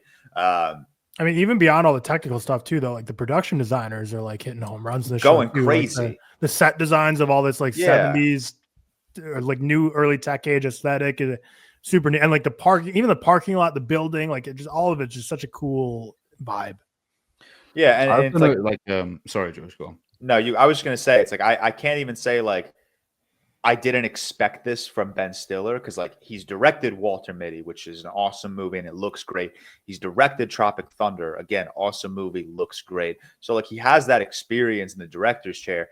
I didn't know he had this in him. Like, this is like another level of like just technical. Like, it's really awesomeness. It's really high level. I like the way they use the use of color as well, like the blues and reds that are constantly implemented, obviously represented like life and work and the outside. But yeah, no, you're right. I think it's very, very high level, and some of the sequences are like high quality, like surrealist elements that really come through. Like you said, that sequence with Mark as well is just crazy. I was like impressed by how good it looks, like the entire time as well. And like you said, George, it's not just like select episodes. Like the next one we'll go into 4 looks fucking amazing. You see these like a vast landscapes. Yeah, go into 8 as well.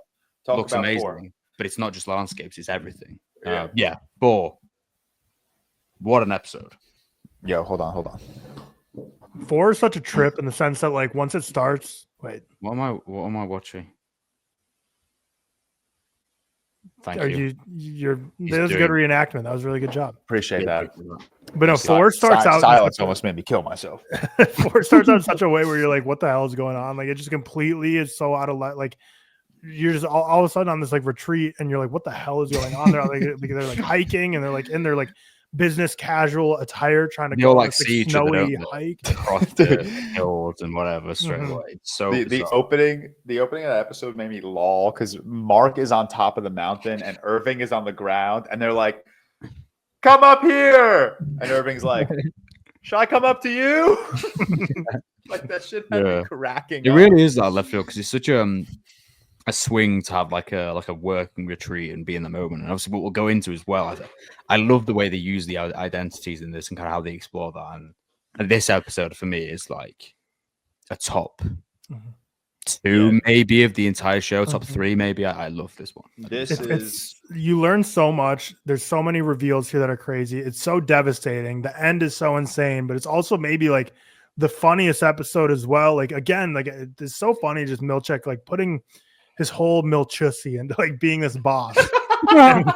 He's working so hard, dude. I feel so bad for him because he gets like the marshmallows, then he like throws all the marshmallows in the fire. He's like, you guys don't deserve these if you're not gonna that's such a funny moment. And it's just like sad because he really is working so hard as a manager, and it's like he gets so upset when like, which like obviously like I think even he knows deep down like obviously these people aren't gonna love him and are gonna like try and rebel against him because like he is like at the end of the day makes him do a lot of hard ass type stuff, but it's like it's just so sad to see him like put all this effort in, like telling the whole backstory of like this retreat and like how the like this lore and stuff, and it's like he goes above and beyond. Then he just gets so it's just sad seeing him get so sad when people are like when he not playing along and shit. I was just like, oh, yeah, and Dylan's like, hey, what the fuck, man? He's like, you guys don't deserve this if you're gonna be so I love that moment so naughty. But it's like this episode is so brilliant because it starts off with just being completely out of left field, and you're just completely like, whoa, there's a big swing. Like, where are we? What's going on?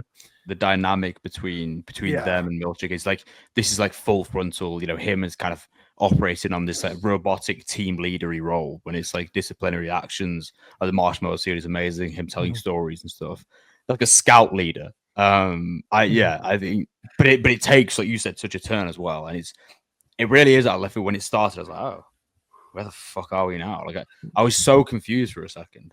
So much happened in this episode, and so much like revealed, so much different than what we normally see on the Severed Floor. So much humor, so much sadness, so much like to George, Tyler, but you've kind of imagine what you said.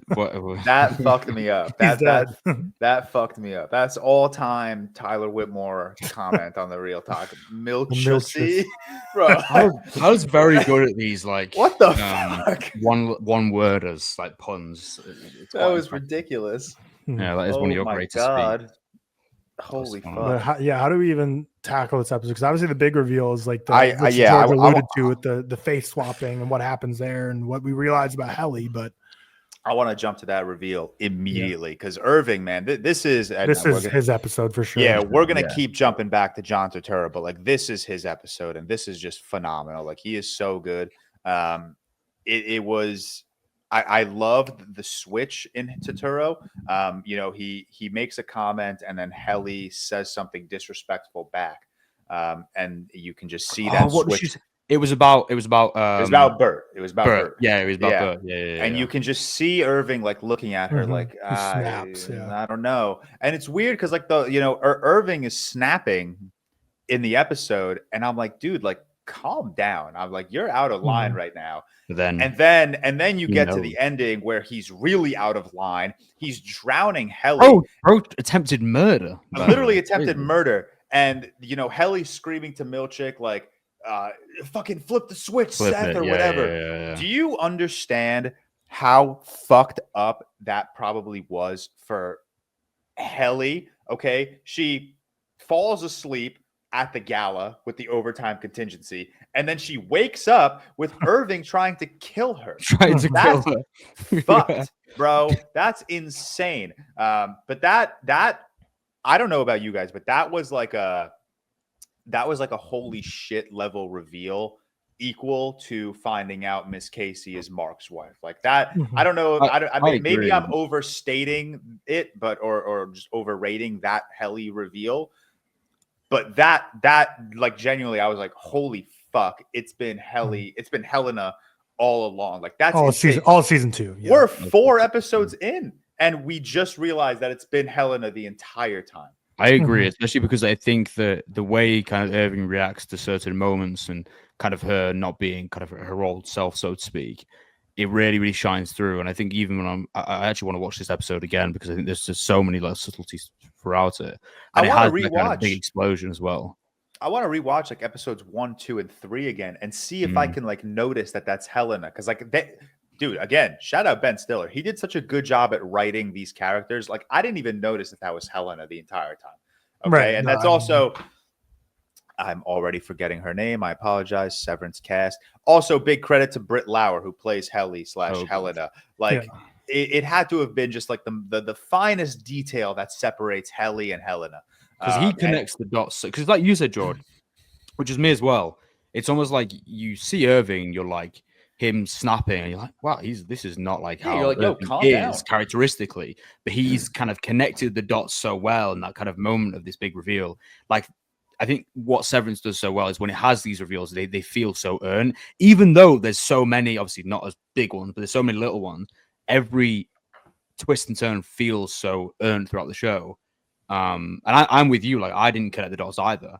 Irving was way ahead of I was at this point, and I was like, what the fuck? And then he kind of really, really culminates at the end, for sure. Yeah, I thought he was just like annoyed that like he's like that they're like sleeping together, like having this relationship. I thought he was like pissed off about that, and just like I don't even know. Like, comment she says and Right, I stuff. thought. Right. That was a low blow. That comment, I was like, right, oh, for maybe sure. she But would I say didn't realize it was She did it first. so much more than that he was connecting all these dots. And crazy stuff. Yeah, wild. And then just the whole, again, you know, we're gonna keep bringing up John Turturro, that like final shot when they're like shutting him down. I don't know what the correct term is, but that final shot of him just like staring into the camera is just after he's risked everything. Yeah, again, man, it's like it's his eye performance. Like his eyes are just so insane in this fucking show. Like they're watery, but he also feels like he's fulfilled, but he's sad. You know, Dylan's like pleading for him. It's fucked, man. It's so fucked. But yeah, that was an all-time episode of Severance. That was an unbelievable episode of Severance. His like, yeah, I agree, because that last moment is so devastating, and that is like a culmination of kind of what Irving has been as a character to the show and has been as a dynamic with these people, has kind of come to this farewell point where he has like, he's at breaking point emotionally at this point. Like Bert's gone, he kind of just risks everything to unveil the truth, so to speak. And yeah, he like again, we could go on about these actors over because all of them are so great, but like John Turturro in the whole of season 2, specifically this episode, it is really he's different moment. Yeah, Irving literally risks attempted murder.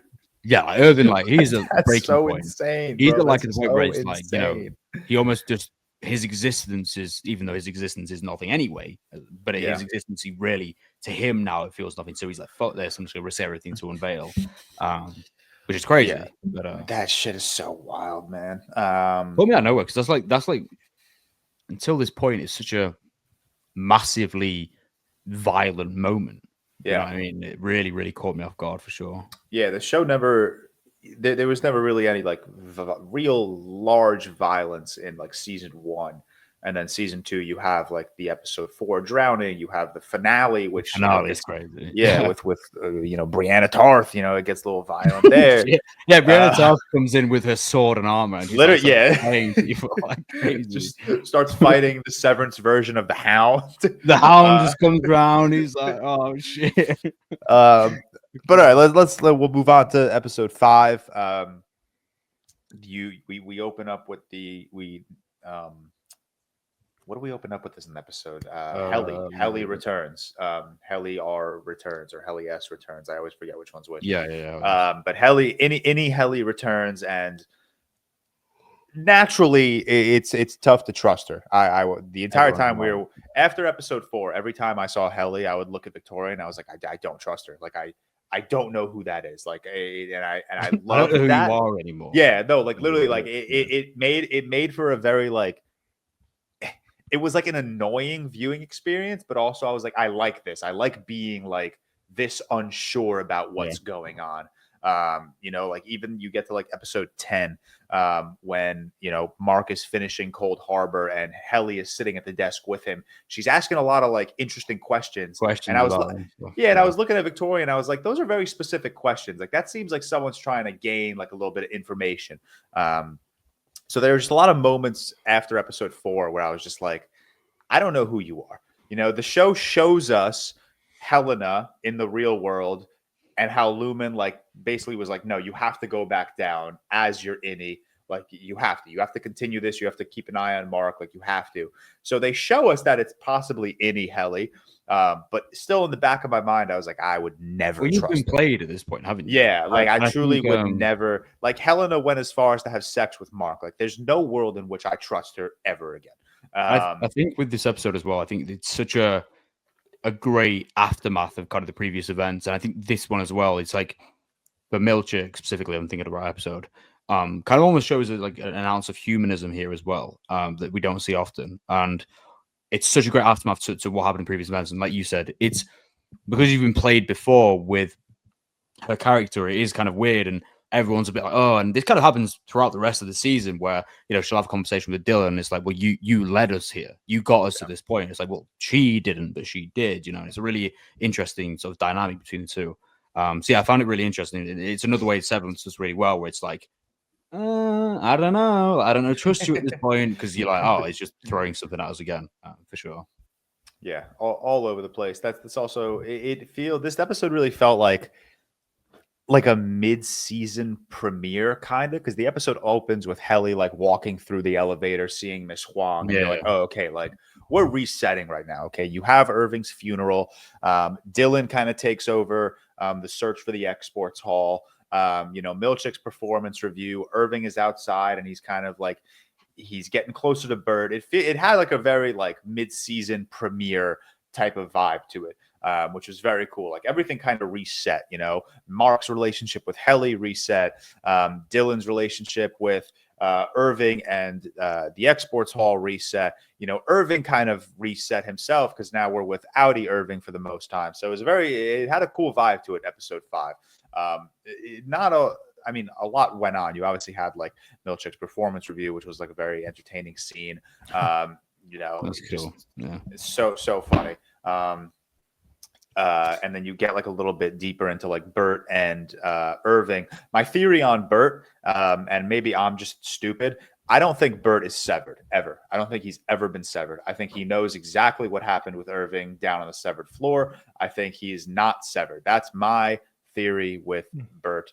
It's probably not true. He probably was severed, but I get weird vibes from Bert, and maybe that's just Christopher Walken. I was just kidding. Maybe that's just Christopher Walken. Yeah, it might just be Christopher I feel Walken. the same way, but I don't know. I did see that. I saw someone else say that on Twitter. While I'm not exactly on the same page, I do think it was like an early procedure. I kind of get it, but also, is it just Christopher Walken being Christopher Walken? You know what I mean? I don't know. I think I'm just getting weird vibes from Christopher Walken, but I know what you mean though, because he does say some shit, and I'm like, I think it's also just like they're making Bert such a big character. They're making Bert such an integral part to Irving's story. I refuse to believe it is strictly like a romantic experience with Irving. Like I think Bert is there for something greater. I don't know what it is. Maybe I'm wrong. Maybe he is just there to be like a relationship plot point for Irving. But I don't know. I feel like there's something. It's a valid point. I've seen other people say the same. I definitely get it when I'm watching it. I think it's a very like reasonable argument for sure. Yeah, I feel like every character is so like intricate. Every character has so much like ambiguity going on with them, like, oh, what's happening? But for me, like Bert, it just feels like he's there to be a romantic plot point for Irving. So he switches so well as well. Like Christopher Walken, within these conversations, he'll say something, and on a dime, he'll just switch up completely. And he did that throughout season 1 as well. So he's such an interesting character.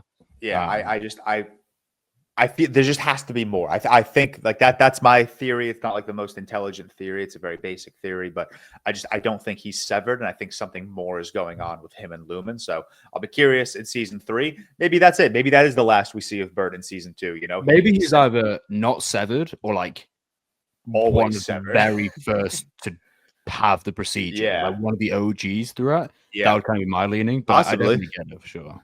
Yeah, possibly. But then we jump into episode 6, and we could keep the Bert and Irving train going just while we're talking about it. But he does go over to dinner with Fields and Bert, and that's just the most uncomfortable scene. Especially when Fields just starts like, dude, they're having a normal conversation. Out of nowhere, Fields is like, you guys think you've had sex on the severed floor? And I'm like, ooh, that's such that's like. I kind of get it though, because I would be jealous. You know what I mean? It's kind of. I don't know. Yeah, but he approached it so weirdly though. He's like, you know, I think our innies deserve romantic involvement. Yeah. And in my head, I'm like, nah, I'm killing Irving. It's even a little bit awkward. Found that out. When Irving first goes to the house, like the initial interaction with Fields, he is, and expectedly so, such a suspicious mind about it, about the relationship, and kind of almost sees him as a threat, which again, even though he's not the same person, you know, theoretically, it is such an awkward experience watching that unfold. Because it goes from such a nothing conversation to, oh shit. Yeah. There we To, go. are you fucking my husband? From the second he arrives, it's such an uncomfortable experience for Irving. When they Like, shake isn't that hands? when he shows up to the door and like Bert's like, "Who the hell are you?" or whatever. Like, and like Yeah. Like, oh, Irving pretends like, "Oh shit, am I like? Is this like?" It just Christopher completely throws Walken him off is so immediately. good at doing that. Because at first I was like, what the fuck? I was like, he's maybe, so I was like, good. "Oh, is this another plot reveal? Like, is this a huge another twist?" And then he's like, "No, I'm fucking with you, man." I'm like, Yeah, yeah. jeez. I don't blame Irving for not believing he was fucking with him. I love Christopher Walken. He's so good. What a Yeah. joy. I can't believe I never realized it was in the show. I just didn't pay attention to it, but what a joy it was seeing his face. Pay attention to Christopher Walken. No, I mean pay attention just to the show and who was in it and like whatever. And I watched the show and I was like, oh my god, Christopher Walken's in this. I'm so fucking in. Like the cast, they couldn't have like, even though Milchick, and I can't remember the people's name. Yeah, thank you. Well, I've not seen them in much outside of obviously, Adam Scott, Christopher Walken, John Turturro. They're so well cast for their roles, even just beyond like the main faces. Amazing casting choices throughout. Not a weak link completely. Yeah, they're all just fucking phenomenal. What episode? We'll move into episode. Well, we are in episode 6, but we just talked about the Burt, Irving, and Fields dinner. This is this is also you have Mark and Helly. Helly, normal Helly, Innie Helly. Sure, yeah, I believe that. But Helly was basically like, no, man, like I want to experience that with you. Like Mark tells her about having sex with Helena, and she's like, no, like I want that experience. Like I want it with you. So they have sex. It's a very awkward moment. It plays out romantically, but like you could just see it. Like it's a little awkward. Like I don't know how to explain it. Like they're doing it in like underneath a table. Yeah, underneath a table is crazy with like a blanket over them. Having sex on a very floor is comfortable. crazy, bro. Like imagine just having sex at work in like a random fucking office. Like no shot. Imagine Mr. Milchick. Imagine Mr. Milchick walks in. He's like, it's like, a couple of big words. What are you doing? Like, very, very odd. And then what else happens in episode 6? I feel like I'm forgetting. This is Outie Mark has that conversation in the diner with Helena. Very interesting conversation. I didn't know that they were ever gonna like cross paths, if I'm being honest. I don't know why. Like it makes sense now that I think back on it. Like, yeah, obviously their Outies would cross paths. Obviously they would talk to each other. I think I was just caught off guard. Maybe 1, how quickly it happened. And 2, just like the nature of the conversation. It's very interesting, but I like to see it's a very different dynamic when the 2 Outies are talking compared to the 2 Innies. Is this the episode? My mind, I've watched so much Severance. There's a big reintegration scene in this episode, isn't there? There is, yes. Because I love those sequences because it kind of shows like the merging of the 2, and it almost gives like us as the viewer just the uncertainty of who is who and where is where at this point. Like I love those moments. I think they're such big like climactic moments, especially with obviously as we'll go on to Mark and his relationship, with his wife and kind of that being kind of primary factor or outer Mark, inner Mark, so to speak. Sorry, carry on. No, Seth, never apologize, man. Sorry. For speaking your thoughts. Gretchen!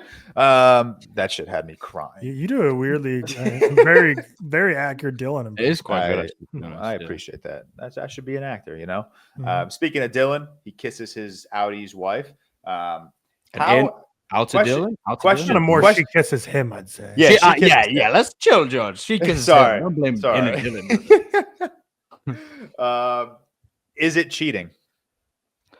Yes, it is, right? Yeah, because it's not that. It's not her husband. It's Dylan, but it's not Dylan. Because she's not attracted to she's not kissing him because she's like, oh, that's my husband. Like the looks, like I'm so attracted to him, and she's attracted different to personality, completely different person, someone who is competent at life. It's hard to shade Dylan's Outie, but clearly she's fed up with him. Like, not. Well, she sees older Dylan, younger Dylan, past Dylan, what he used to be him. Like, have a little spark, have a career, have stuff put together. He's inquisitive about her, reminiscent more engaged of and interested. Met him, and kind of the goals he had, the drive he had, and the questions he would ask about her, and kind of how interested he was in her life. And whereas we see conversations between her and Outie Dylan, it's just the complete opposite at this point in their relationship. Right. So it's like she kissed him because she saw. God, it's so confusing doing this all these outy, any fucking bullshit. Outy Dylan in any Dylan. It should be inner and outer. I think that's easier. I'm gonna start saying inner and outer. FYI. But yeah, like this kiss like builds up to like what we find out like later. I don't know if it's episode 10 or 9 when like he writes the letter to himself, which is like such a sad letter, and he's like understanding almost in a way. I It's think like that was 9. Which is so sad because it's like obviously we agree like it's such an incendiary thing, but like. And what she does at first, he's like, "What?" Like he's like 3 things. 1, fuck you. Yeah, That's one the initial fuck reaction. you. Yeah. And then I thought all bullet points were gonna say "fuck Just you." fuck I really did for a hot sec. I was like, "Oh, he's about to." No, it was just really dunk on sad this him like man. realizing about himself. He's like, "Yeah, I am kind of, like I'm kind of a loser compared to you. Yeah. Like you're doing something right down there, and clearly she sees something that like I wish I could be you. Basically, I wish I could really have." sad when she like admits it to him, and he's like, "Oh, I'm gonna go and I quit then or whatever," and it is that kind of it's that realization that it's himself, but it's like the better version of him, the clone of him that's better, and that's not the kind of way he envisioned it. It is a really, really sad moment, actually. Like, I mean, to be honest, the show is just incredibly sad anyway, in the way the kind of the interpersonal relationships between family members on the outside integrate on the inside, and it does it so well. But yeah, particularly that scene was amazing for sure. Yeah, a lot of good stuff. I just want to get to episode 7. Honestly, a fucking movie, bro. Yeah, this is 7. This is the Gemma episode. Oh god, Come on, what man. episode I don't know any of the episodes. What episode were we just speaking about? We were just talking about episode 6. Oh, yeah, this is the one where it's like I'm honestly, I can't remember because I've watched it in binge order. I don't remember that. I just watch. Oh, okay. Yeah. So episode 7 is where we get the flashbacks of like how Mark and Gemma met, and then you're also such a good episode. Yeah. Then you're also getting like in real time what's going on with Gemma. Yeah. So I mean, first and foremost, everything with the flashbacks, dude. Again, man, Ben Stiller. I did not know he had that in him. Like that was genuinely filmed like a movie. Like it just looked It looked gorgeous. It was a little grainy. It was a little like sun washed. It was fucking beautiful. And then you have Gemma below the severed floor, and you find out what they're using her for is diabolical. So basically, Lumen wants to roll out the severance program for like mundane tasks that humans don't want to do, like writing Christmas cards or going to the dentist. So there are versions of Gemma the dentist as well, dude. Torture. Your whole life is at a dentist. Torture. Imagine having that fucking job. I would smash my face. I hate going to the dentist. I do it every fucking 6 months. It's game over. I would end my life if my whole life was just going to the dentist. That is absolutely diabolical. And he's creepy as well. He speaks like weird. I didn't like him at all. The dentist is weird. Yeah, that doctor guy fucked up, man. But yeah, that you someone take over. But that whole episode was fucking beautiful, man. This one has so much like soul into it. Like, this one like got me a bit teary at moments in terms of like just the showcase of the memories between them and kind of their relationship. And this is the one I think with the most, I guess, lore, so to speak, in terms of Gemma. This is really, really her episode. And I'm going to do it again. I don't know the actor's name. Someone help me out. Gemma? Yeah. Oh, yeah, I don't know her name. Oh, fuck's sake, man. We're bad at names. Yeah, we're not great with names. And I have it open. Hold on. Where is it? Dyken Lockman? Yeah, Dyken Lockman. Yeah. I think like because we could this, gives us like more of an understanding of the gut-wrenching, I guess, background of the two and Gemma especially. It really makes Mark's life and realization of his outie life, so to speak, feel like that much more tragic. And I think it really, really works. It's similar to like, I mean, obviously on a bigger scale, the episode with me and George have just spoken about, in that the realization of Miss Cabell and kind of her background, and this is like that to a moment. I think what Severance does really well, we have these characters so taken care of, and that we understand their outie's life and kind of the established between that and the differences between it as well. And this one, like George said, looks fucking amazing, man. Like the grain to it all. it feels almost like sentimental, like there is a sentimentality to it that we approach, that we can kind of understand and resonate with, and that kind of makes the eventual understanding of it so much more heartbreaking. I think this is like a really, really fucking good episode. Really good, for sure. Yeah, Sophie, I saw her compare it to a Romer film, which I haven't seen any of his, but for anyone who has, I have seen one, and I get it, Sophie. So yeah, no, I understand it. Like in a way that they converse, in a way that kind of reflects on memories and reflects on previous times. I definitely get it. Yeah, I thought this episode was wonderful. Really, really wonderful. Yeah, absolutely. That was an episode of television. I mean, I think I've definitely mentioned this before. Like when Victoria and I watch movies or TVs, we'll talk to each other during the movie, during the TV. We'll talk about what we're watching. Sometimes we'll just think about something to talk about. We were silent the whole time. We were silent for the entire episode. And I look over at Victoria when the episode finishes, and she got tears running down her face. Man. Do you know what it reminded me of? Not in like a way, I mean, I guess a little bit, but a way of how I felt when watching it. Last of Us episode 3. Yeah. Oh, yeah. It's like a love lost montage almost of their relationship. Imagine if episode 7 it made me feel like that. Yeah, that's kind of the feeling. The sentimentality, the understanding, and the need for it. I'm not tweeting that shit right now, man. Imagine on bro. Break of Daylight or wherever that song is. Is that what you were gonna say, yeah. George? If On the Nature of Daylight played at the end of episode 7, dude, I would have. It felt like that when I'm watching it. It's like it has this emotional hold over you, and this reflection of love and real like notes and because we know the outcome of it, like we did in Last of Us, for example, it makes it even more tragic to just watch this montage unfold. I mean, episode 7 on its own is a great episode, but it's also so imperative to making episode 10 hit as hard as it does. Without episode 7, I don't know if the emotional impact of episode 10 would have landed as as as like nearly as hard, in my opinion, because I think you need episodes like that to really understand it.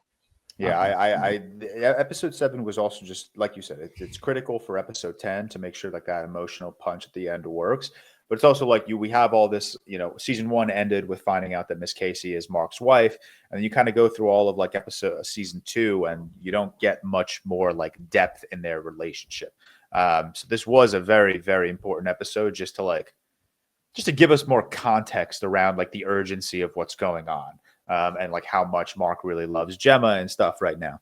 We see like the greater, I guess, of Lumen, like how much is actually involved, especially with Gemma. Like kind of the testing sequences are so important in this.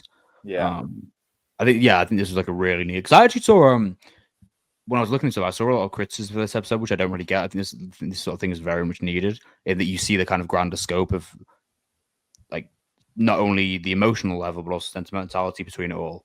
I think this is amazing. Like really, probably one of my favorites in the season, actually. Yeah, this might be my favorite episode of like the entirety of Severance. Honestly, nice. I really love this episode. I've been thinking about it a lot since it dropped. It's so perfectly romantic. It's so perfectly like takes us into like the final 3 episodes of the season. It amplifies that urgency. Shows we get like how they used people. Yeah, it shows the fucked up nature of Luna. Yeah, it like literally just me and my friends joke around every time we walk into our building in the morning. We're like, we're just sheep. This is like, fuck, like you're a sheep, man. Like that's literally your job is to be a sheep. It's fucked up. But yeah, then we kind of talked about it earlier. We don't have to spend too much more time on it. But episode 8 is the Cobell episode. We can jump right to episode 9 unless there's something more you guys want to say about the Cobell episode. Kind of covered we kind of covered. Like we said, the biggest thing obviously is the reveal that Cobell is kind of the founder, or the founder, the inventor, the founder of Severance, which gives her character a lot more depth, which we mentioned earlier. But could just jump right into episode 9. Episode 9 has an all-time funny line drop when Cobell asks Mark how he's doing, and he's just like, "Oh my God, I'm great. I'm doing so well." Yeah, like that made me lol. Like Martin, Jesus Christ, why am I forgetting his name? Adam Scott, funny man. But yeah, this is we also kind of alluded to this earlier. Episode 9 is when Gretchen tells Audi Dylan about their relationship. Dylan goes to submit a resignation form, but it gets rejected because his Audi rejects it, I guess. And then Tyler mentioned the note earlier, so we won't spend too much time on it either. It's the classic calm before the storm episode. And I think the way that Severance works in a way is what I really appreciate about it. And I saw other people saying this isn't the original thought, but it's obvious. It's Severance as a show. And I think this is where some of the complaints come from as well. It's never in a rush. It never just wants to hit you with something straight away. It's really, really focused on driving home the emotional tangibility of it all, which I really appreciate. Like a lot of people speak about pacing in TV shows. This is like the peak level of how to do it episode by episode, in that you're not giving too much away, but the emotional moments feel earned, like I think they do in this episode and the next one, obviously, as well. Yeah, they take their time. It's fantastic, especially for a show like, 10 episodes is like considered long nowadays for like these like hour-long dramas. Yeah, back in our day, it was like 25 episodes. Yeah. That was crazy. What else happens in episode 9? So everything with Dylan and Gretchen. And then you have, this is the last we see of Irving this season. Bert helps him to a train station, and Bert says, like, go and don't ever look back. Like get out of here, escape this nightmare, and just don't ever look back. I am curious. I find it very hard to believe that we don't see Irving in season 3. I'd just be curious under what conditions they get him back to Lumen. Like maybe the urgency and the conflict with Mark S and the severed floor just gets so out of control that he has no choice but to return and help out his friends and help save his friends. But yeah, that's the last we see of Irving in this show. He gets on the train and he dips. Final goodbye. I'm curious to hear your thoughts on Miss Huang and who Miss Huang is and what's her purpose. Like, why is she a child? I don't like. I'm sure there's a reason it went unexplained, but episode 9 is when we see her complete her stint as the deputy manager, and she just leaves. So it's like, what? Who is she? The fuck? I don't know if the whole season, if it just I completely missed it or went over my head, which is very possible it did. But yeah, she just becomes a new like deputy manager of the floor. She takes over from Mr. Milchick, and it's like.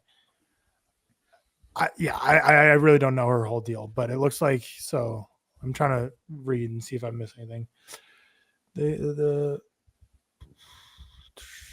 Episode 8, I guess, kind of goes into her backstory, but that's something that I did not pick up on as strongly as other things. But yeah, I don't know. The whole stuff confuses me. I saw some theories where it's like, it's Gemma and Mark's daughter, and I'm like, that's stupid. Like Gemma and Mark's daughter would be like 2 years old. She wouldn't be a fucking unless they somehow that wouldn't timeline wise make sense. I don't believe so. That's a lot of there's so many theories floating around this show, but like I'm struggling to think of one for like Miss Huang. Like, who is she? Like, what the fuck? Like, I really like she pops in, everyone's questioning her age. I think even Mark in like one of the first episodes is like, why are you 14? And she's like, oh, because of the year I was born. And I'm like, oh, okay. All right. Okay. So I guess I saw a headline that said like episode 8 explains it. So I was like, I'm going to read it because maybe I missed something, but no, it really is just as simple as episode 8 explaining it in the sense that like Patricia Arquette went through as Cobell was like an intern, or like it's basically just Lumen is a highly prestigious place to work and be an intern at. And really that's from what it sounds like, from what I gathered, and I guess from what I'm reading, there's really nothing more to it, that it's just like the place to work. Like if you are like the brightest and best, you get an internship there. So really like she's just like wants to work at Lumen that badly, which is kind of like, mirrors a lot of just like corporate, type of places you can work, where it's kind of like the whole, you sell your soul in order for like a prestigious high paying job. And that I think is just another way that Ben Stiller and the crew are just attacking it with Miss Huang. It's just like, you're a young person and genius, so what are you going to do with that genius? It's like, basically torture humans and like run all these experiments on them and unethical things, but it's like the most prestigious company and you make the most money. And I think it's just Miss Huang is just going down the same path that Cobell went down when she in her town got the internship at Lumen and started working there. So yeah. But Yeah, pretty Lumen as an intern or like a fellowship, she got to immediately just like run the floor basically. Yeah, kind of crazy. Lumen's just breeding milkchicks in the future. Yeah. Absolutely insane. What else? The ending of this episode. What did I miss? Sorry, I just We just talked about Miss Huang. Yeah. Okay, brilliant. What was your? We were just saying, who the fuck is she? What were your thoughts? I don't know. I literally just said I don't have a theory around Miss Huang. I have no idea. I saw something on Twitter the other day, which I disagree with entirely. That it's Mark and his wife. Yeah.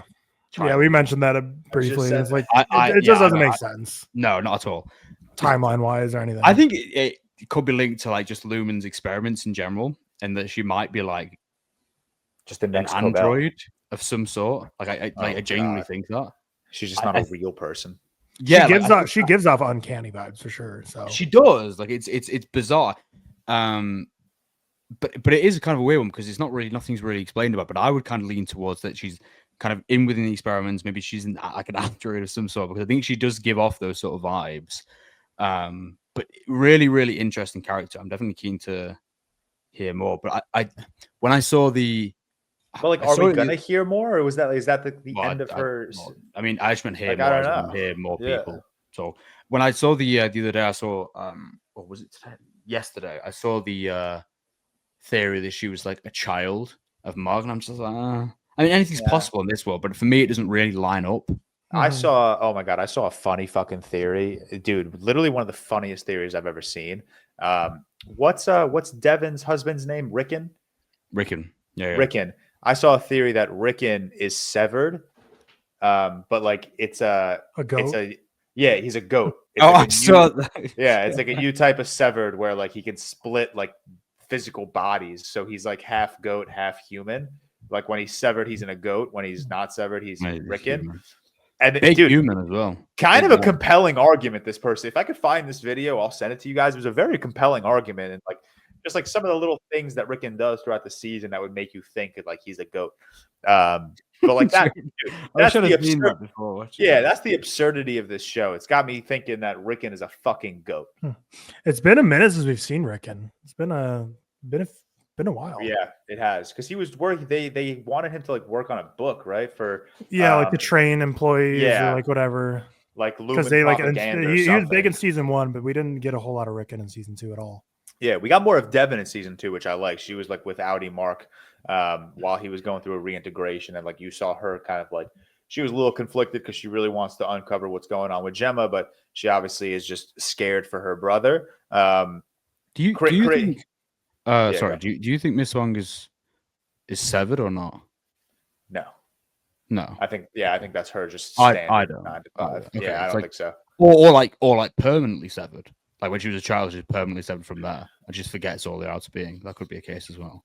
Maybe. I mean, I don't know, man. We don't know shit about this woman. I have Which no makes idea. it exciting, you know? Yeah, it does make it exciting. But like also I'm worried, like, is that the last we're gonna see of her? Like, is she gonna be in season 3? Like, I don't know. We'll find out in 10 years' time. The ending of episode 9, so Devin calls Cobell after Mark has like that seizure and is kind of like comatose, I guess, for a couple hours or maybe a day or two or however long he was. Insane decision to call Cobell, because like, even while she was like calling Cobell and Cobell wasn't answering, Victoria and I were like, bro, stop calling her. Like, we don't trust this woman. But then, you know, you do have episode 8 that kind of gave us a little bit of context into Cobell's life and her relationship to Severance. And that kind of got me like a little bit turning towards like pro Cobell, because I was like, okay, maybe she does want to help Mark here. Maybe she does want to, you know, if she can't have the severed floor, no one can have the severed floor. So maybe she's going to team up with Mark and just get her out of, you know, just destroy the severed floor. But they go to the cabin, which is like a severed floor itself. I don't know how they described it, but the cabin itself, like Mark walked into the cabin and any Mark pulled up. Yeah. So they used some sort of like word to describe it. I'm forgetting what it was. And then we get into the finale. unbelievable opening scene when Innie and Audi Mark are talking to each other. That back and forth through was the so video sick. communication. Yeah.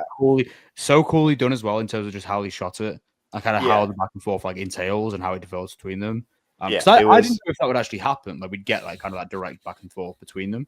I was unsure that happened. It was a really, really great moment. And opening with that as well, and how it climaxes and how it finishes in this episode, kind of just meant so much to the decision, I guess, that Innie Mark takes for sure. If he just didn't call her Helene, man, it could have all ended probably differently. He could have got him on the Helene ruined everything for him, man.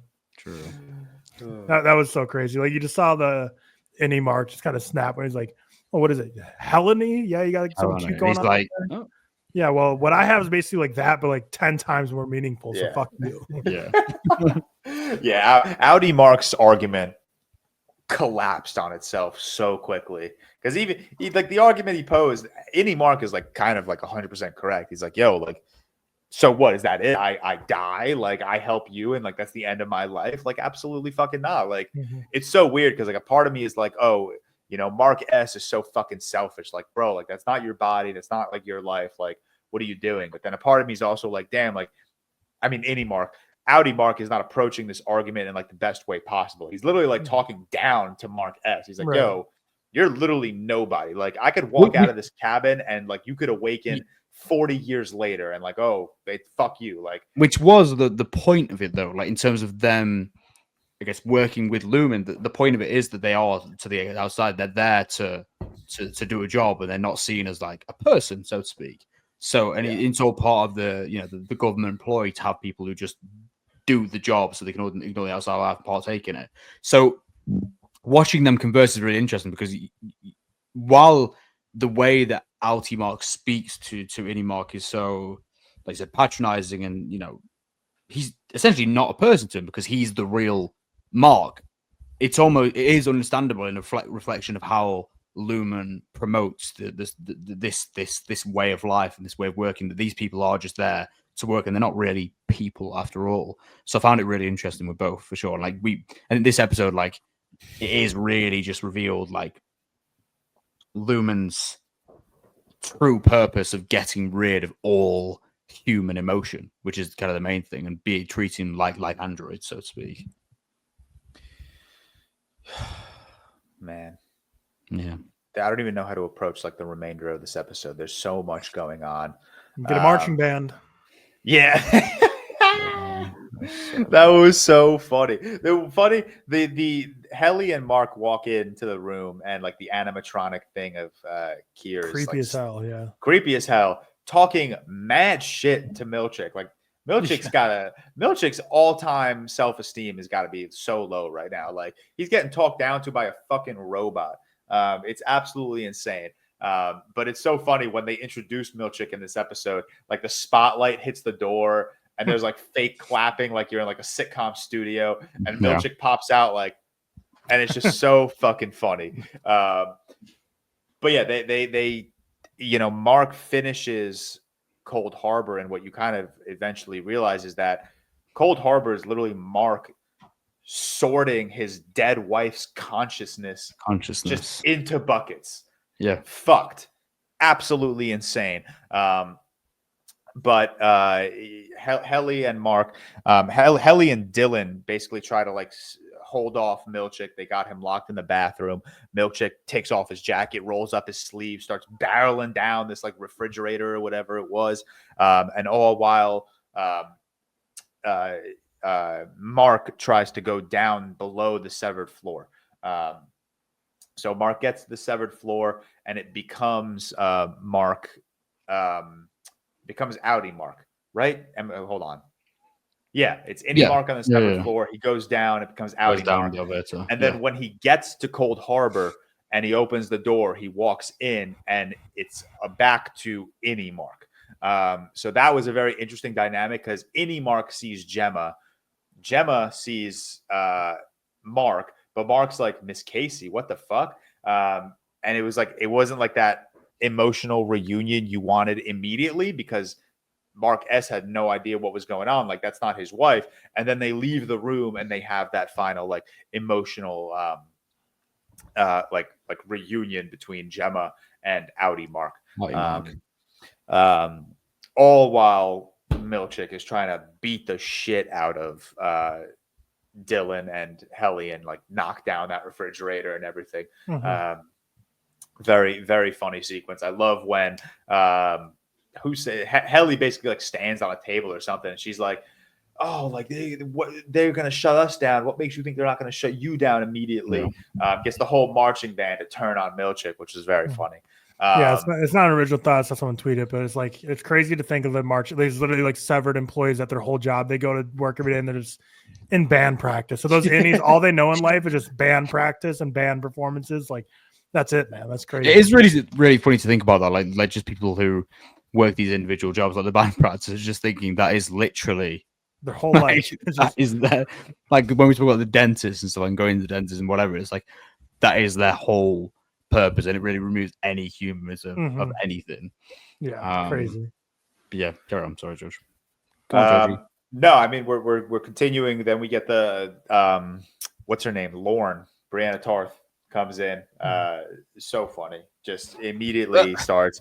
It was so funny because Mark S leaves the room, and then Drummond just like starts beating the shit out of him. He didn't have to do all that. He could have subdued Mark much easier. Like he's a big guy, just like he's like double the size of him. Yeah, just like because he goes in the corridor, doesn't he? He like grabs him, starts talking to him, and then we get. Was that straight after when Brianna was over? Yeah, that was after they were going to sacrifice that goat. Yeah, because obviously it goes back to the goat thing, the sacrificial estate of it all, like he's treating like a cult, whatever. Mark goes outside, and then is that when Brianna talks? I need to stop calling her Brianna. Lauren. Is that when she comes over when he's on the floor? I think. Yeah. Well, yeah, because he's like choking out Mark, and then she comes like choke because he's like the camera like pans, and he's like fucked. His like eyes are popping out. Yeah, like, he's completely. being choked. But yeah, Lauren comes in, takes down Drummond. They shoot him, right? Oh my God, no. Mark has him at gunpoint, and then when Mark changes back to Mark S, accidentally pulls the trigger. Funny. You hear the pop. Blood all over him. Yeah, you're like, what the fuck? Like, holy shit. There was like a cool, like someone pointed out that there's like foreshadowing to that. The like earlier, like in season 1, at one point they mentioned like that Innie Mark has like a stronger grip than Outer Mark. So it's like whatever his grip was, like once he flipped, then his grip just gets tighter and bang, pulls the trigger. It's just like So that was so crazy because it's like how is this going to resolve itself? And you're like, oh, that before I could even finish thinking of how this is going to resolve myself in my head, it resolves itself. Yeah, that hilarious like character death moment, like so fucking funny. But this takes us into like the final like big moment of the season. So Mark S, Innie Mark, is running with Miss Casey, and they get to the door. Miss Casey walks through the door, becomes Gemma again. Door closes, and Mark is just staring at Gemma and Helly. And Gemma's pleading. Gemma, I don't think Gemma realizes that that's not her. No, she doesn't know. No, it's like has not at all. Idea. And it's like he's going for essentially like a fight of conscience at this stage. Like, am I my own person? Yeah. Or am I? She has no idea he's severed. So, no, not at all. Yeah. She's got no. So Mark S selfishly obviously picks Helly, and he runs away with Helly. This is where this is where I left the season with like a slightly like a bad taste in my mouth, because I think and I could be completely wrong. I think the show is opening so many questions and possibilities accidentally. Like they don't like where is Mark and where are Mark and Helly running off to? Like they're in the severed floor. They can't survive on the severed floor, right? And Helly is Helena Egan. If they need her out, they will get her out forcefully. Same thing with Mark S. If they need Mark S off the severed floor, they will get him off the severed floor. I can understand it from the POV where it's like, Mark S is in love with Helly, and even if it's just another 15 minutes of being with her, he's going to do that. But it's like, it seems like it's going to be such a short-lived, like, experiment with Mark and Helly. Like, where are they running to? Yeah. I mean, what's their fucking plan? Like, it's a difficult one because I think obviously you're not going to know the outcome. but it is that, and I think what this episode relies on, like you just said, it is that kind of battle of conscience that Mark faces. This is kind of his moment of being his own person, so to speak, actually choosing his own pathway for once and not allowing Outie Mark to choose it for him. And I mean, realistically, if we're talking about it logically and kind of in the circumstances they're in, probably not going to get far. But it is that realization, a battle of conscience of, okay, which way do I follow here? Am I going to save Gemma and allow all these other people that I've built my own interpersonal relationships to basically cease to exist, or do I just save Gemma for my Outie's sake? Yeah. I think that I saw a lot of complaints online. I think a lot of people online were like annoyed at any Mark, which is crazy to me, because what do you expect at this point? Like, I mean, I get it. No, I get it. Like on Twitter and stuff. Any Mark wants to be his own person, so he's he's obviously gonna pick Helly, even if it's for an additional 20 minutes of time with her. But again, it's like, how is season 3 gonna unfold? Like, Gemma is Gemma. She's out. She's saved. Is the whole season gonna revolve around Gemma, Devin, and Cobell saving Mark and the Severed, or is it gonna be a very quick resolve where Mark is pulled out of the severed floor and Outie Mark just goes back to Gemma, explains everything, game over. Helly goes back to being Helena Egan, game over. I think that's my biggest question is what path is season 3 going to take? Also, when I say, I think the show is opening a lot of questions accidentally, the reason I say that is because one of my friends texted me after the ending of season 2, and he's like, why did they, why Gemma and Mark? Why did they pick Gemma to do this Lumen experiment? And in my response was, I don't know. And my other response was, I don't think we're supposed to care. I don't think that's a question the creators and writers of this show expected people to ask. So it's are we ever going to know that why? Why did they pick Gemma? Did Gemma really die and Lumen also experimented on immortality or something with her? Did they do something to bring her back to life? Why Gemma? Why Mark? That's another question I am unsure. I agree. I actually don't know. The difficulty is with a show like this, when you end on a cliffhanger, so to speak, like that, it is almost you're asking questions how are they gonna, they might have 10 minutes together or whatever, because realistically in the environment they're in, it's gonna be very hard. But it's that's kind of the idea, that it's they're almost running into the unknown, so to speak. And it's okay, cool. Season 3 is going to come around and we'll really understand it. I think the true purpose is just Mark finding himself. It didn't really bother me as much. I know what you mean, but it's just they just run into the unknown at that point. And he's kind of made his own decision based off no one else and based off what he cares about. And I think that's kind of the primary moment, which is why it worked so well for me. But I do know what you mean. He at least saved Gemma, so he did.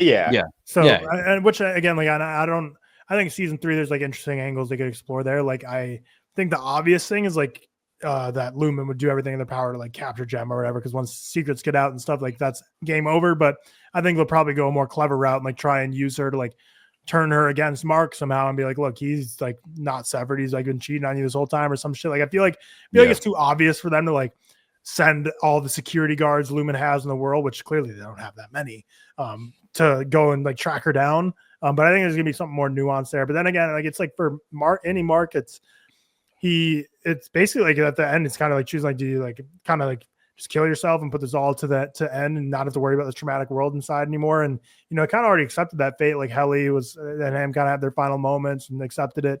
But also there's kind of just this interesting dynamic with Kier Egan where he kind of mentioned he preferred any Helly more than Outie Helly. So it's they could explore that angle with trying to brainwash him as the leader of the guy, because clearly whatever he says will go. So I think that's probably what they're going to try and do and try and get him to somehow be a part of it, because clearly there's going to be a rebellion in season 3. That's the big thing.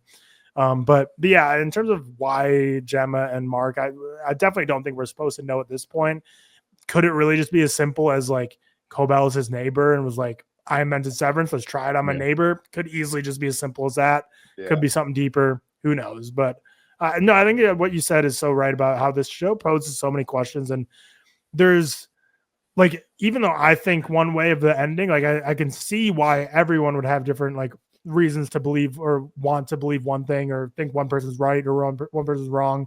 Because it really does leave it ambiguous to the point of you can kind of interpret it the way you want. And like it's, is it selfish? It's like hard because they're the same person, but like separate. And then it's like Gemma's saved, but he's with Helly. And like George is saying, like, it's like if they could be 15 more minutes, they could just have the whole plug be pulled and they're dead anyways.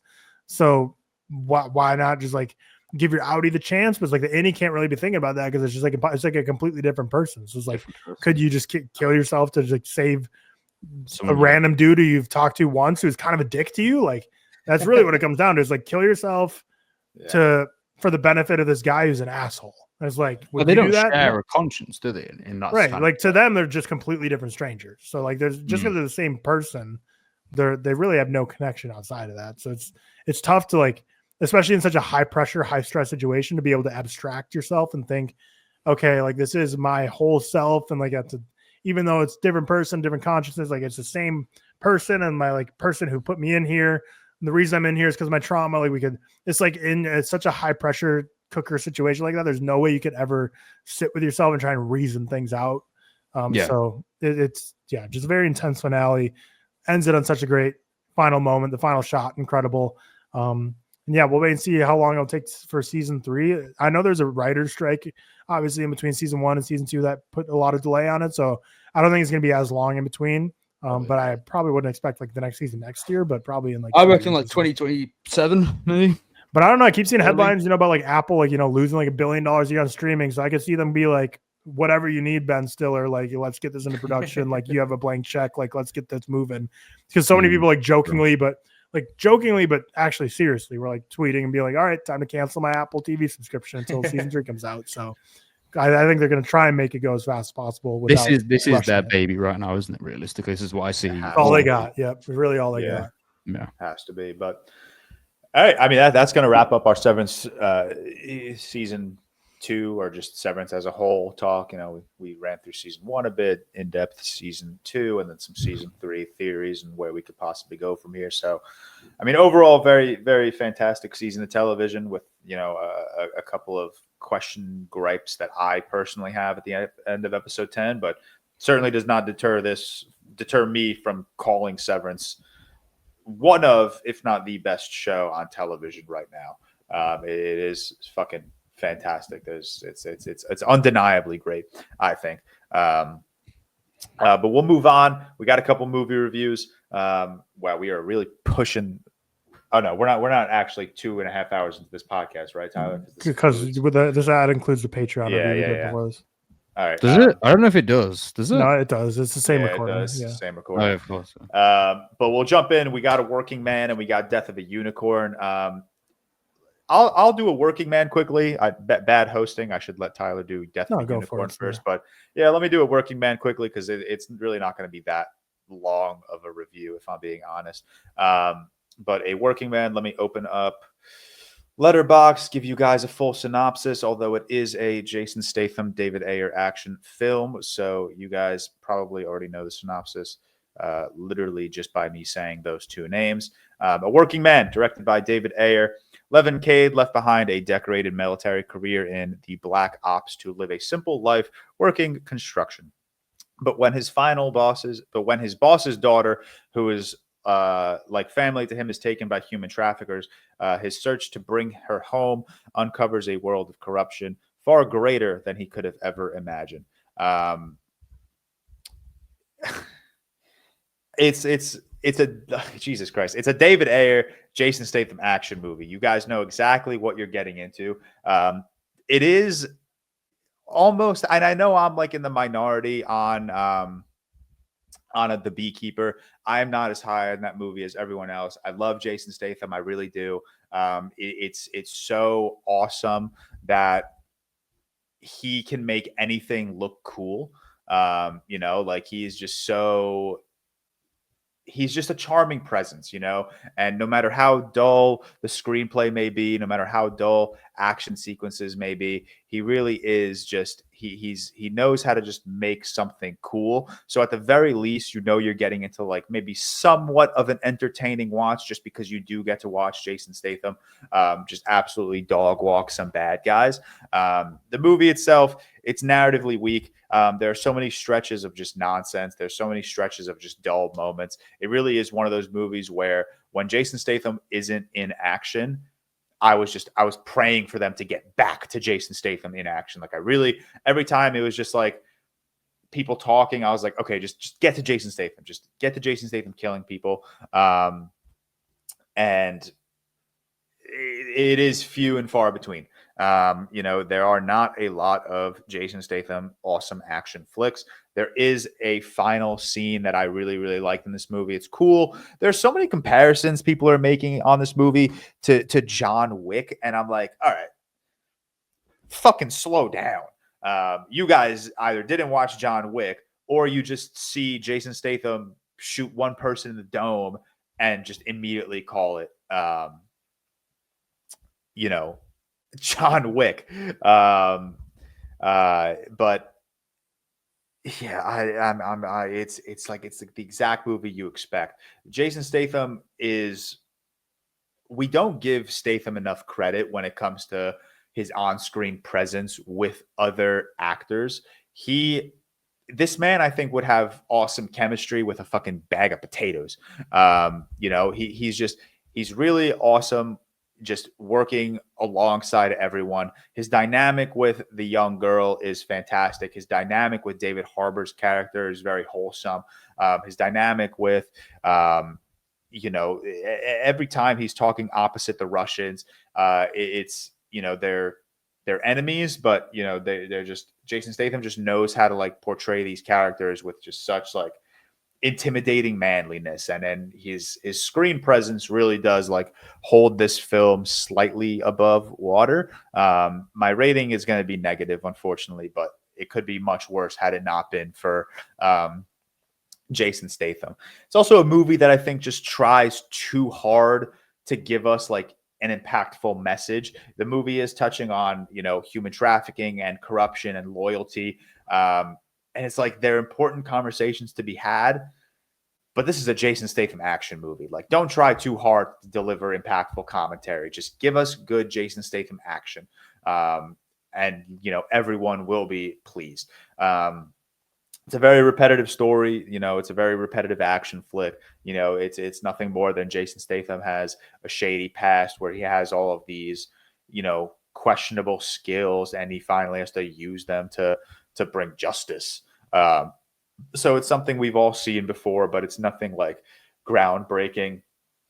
It is a very one-dimensional movie, besides, I can't even say besides. Even Jason Statham's character is a bit one-dimensional, Like I said, it's just the most standard Jason Statham action film character you can imagine.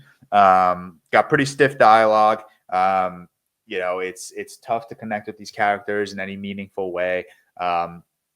There's like a cute moment at the end, there's a cute moment at the beginning with Statham and the young girl that gets human trafficked, and then, spoiler alert, he saves her. They have like a nice little cute moment at the end of the movie after he saves her, and it's nice. But again, it's such a standard Jason Statham action flick, and I don't mean that in like a positive way. Like, you have your Jason Statham action flicks that like really work. I'm a big fan of Death Race. I love that movie. I love the first Expendables movie. I think that's great. I couldn't care less for the other 3 or however fucking many action films there have been. So you have, your fair share of great Jason Statham movies: Snatch, Furious 7, Death Race, but then you also have like your very standard Jason Statham action movies, The Beekeeper, Wrath of Man, The Meg. So, it's always hit or miss with Jason Statham. But like I said, you're lucky that Jason Statham is an awesome screen presence, because at the very least, it's cool watching him do shit. But yeah, it's overall, it's not a good film. It's not great. It's so elementary. It's so boring. with the exception of like a few scenes here and there. David Harbour is always cool to see. David Harbour is such an interesting actor, man. Like he's always like just an awesome presence. He's always fun to watch on screen, but like, what are you doing, man? Why are you in this movie playing a blind ex-military man? Like, go do something better with your career. It's tough. Like, what is David Harbour's? Let me look at his. Yeah, like he's struggling, man. He's got Thunderbolts, A Working Man, Gran Turismo, We Have a Ghost, Violent Night, Black Widow, Extraction. Good movie though. I feel like he's too good of an actor to just be doing these movies. Oh my God, he was in the Hellboy movie. I forgot about that. That was a tough one to sit through. But yeah, he's whatever. Michael Pena not in the movie too much. Same with Jason Fleming not in the movie too much. It really is the Jason Statham show, and it's unfortunately just a little bit of a dull experience. But you want to turn your brain off. You want to watch Jason Statham kill some people for however long this movie is, an hour, 45 minutes. Throw it on in the background, whatever. But yeah, I'll keep this short. I don't really plan. I didn't plan on talking about A Working Man for that long, unfortunately. But when Tyler returns, we will swing Death of a Unicorn, which I'm very. Oh, hey Tyler, Tyler's back. We'll go to Death of a Unicorn. Dude, I don't know why I keep Xing out of my fucking letterbox tab on my every time. I don't know why. So Death of a Unicorn, the latest from Alex Sharfman. Actually, the first from Alex Sharfman. This was his directorial debut. A24 produced, starring Paul Rudd, Jenna Ortega, Will Poulter, Richard E. Grant, Taya Leone. A father and daughter accidentally hit and kill a unicorn while en route to a weekend retreat where his billionaire boss seeks to exploit the creature's miraculous curative properties. I'm going to start with myself, Tyler. We're going to start on a positive note, all right? Mm-hmm. And then we'll get your negativity out. All right. All right. Nice. I had a great time with this movie, man. I really enjoyed this. It was so funny, like genuinely, like had me cracking up. Will Poulter is just like his comedic timing is so fucking awesome. After watching Death of a Unicorn, I came home and I threw on like Guardians of the Galaxy Volume 3. I watched like the first half of it because I literally just wanted to watch Will Poulter in action. And he's really just such a funny man. Like every one-liner just absolutely hits. There are a couple one-liners that were in the trailer that I wish weren't in the trailer. When he says like, I don't think I should be wearing this outfit for this moment, or where he's like, cancer, that's the biggest one. Like those made me crack up. But then he also has like some other funny moments. He's like, I'm a fucking genius now. Or like when he looks at his mom and he's like, shut the fuck up. Like it's so funny. Like he's really, really so funny. We have, so many nowadays eat the rich narratives. In film, you have The Menu, probably most notably coming recently, Ready or Not, You're Next, Sorry to Bother You. And these are all good movies. I'm not about to shit on these movies, by the way.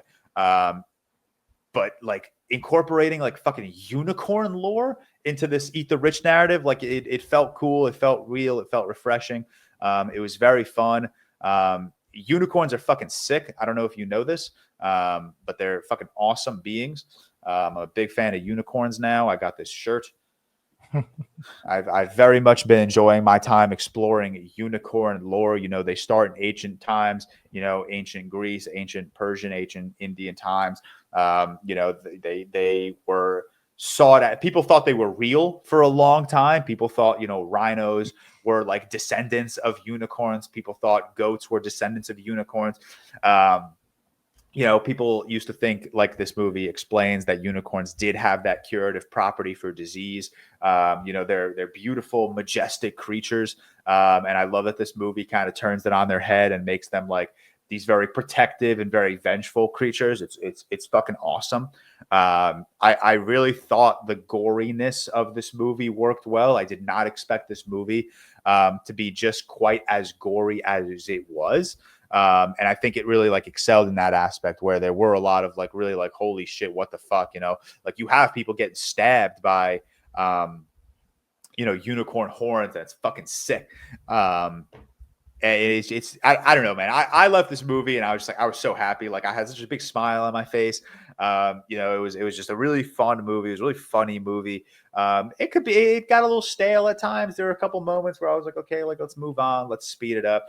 But I loved, you know, seeing like Richard E. Grant's character go from this old senile man to this very like corrupt capitalist man after he like uses the unicorn lore. It was hilarious watching, you know, Will Poulter use the unicorn blood to like make a fucking cocktail. Like I thought that was so funny. And I think Paul Rudd and Gemma Ortega, I don't think they had the best father-daughter chemistry, but I think they worked well opposite each other. I think it's just because they're both just very good actors. But yeah, man, I'm just going to keep talking about unicorns, man. It was just cool. Like, why don't we have more unicorn movies? This is such untapped lore that we can just continue to dive in. They've been a part of folklore for centuries. Like, why don't we have more unicorn stories? Like, unicorn lore spans so many cultures, so many traditions, centuries of storytelling. Like, why is there not a unicorn in every single movie out there? Okay, A Working Man sucked. If there was a unicorn in A Working Man, that movie would have been fucking sick. Okay, they're so just mythically beautiful, and like I said, I love that this movie kind of turns it on their head. You know, you don't get like, you know, you get like majestic shots of unicorns, but you also get like, you know, human beings are fucking with unicorn babies, so the unicorn mama is going to come out there and just absolutely dog walk you guys.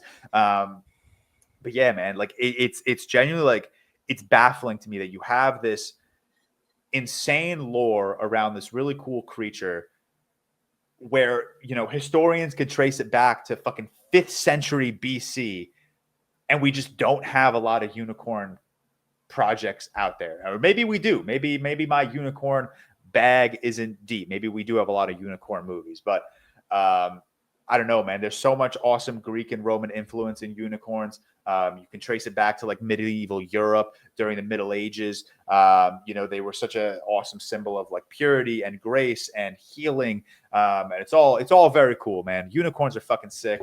I can't believe we don't have more unicorn projects out there.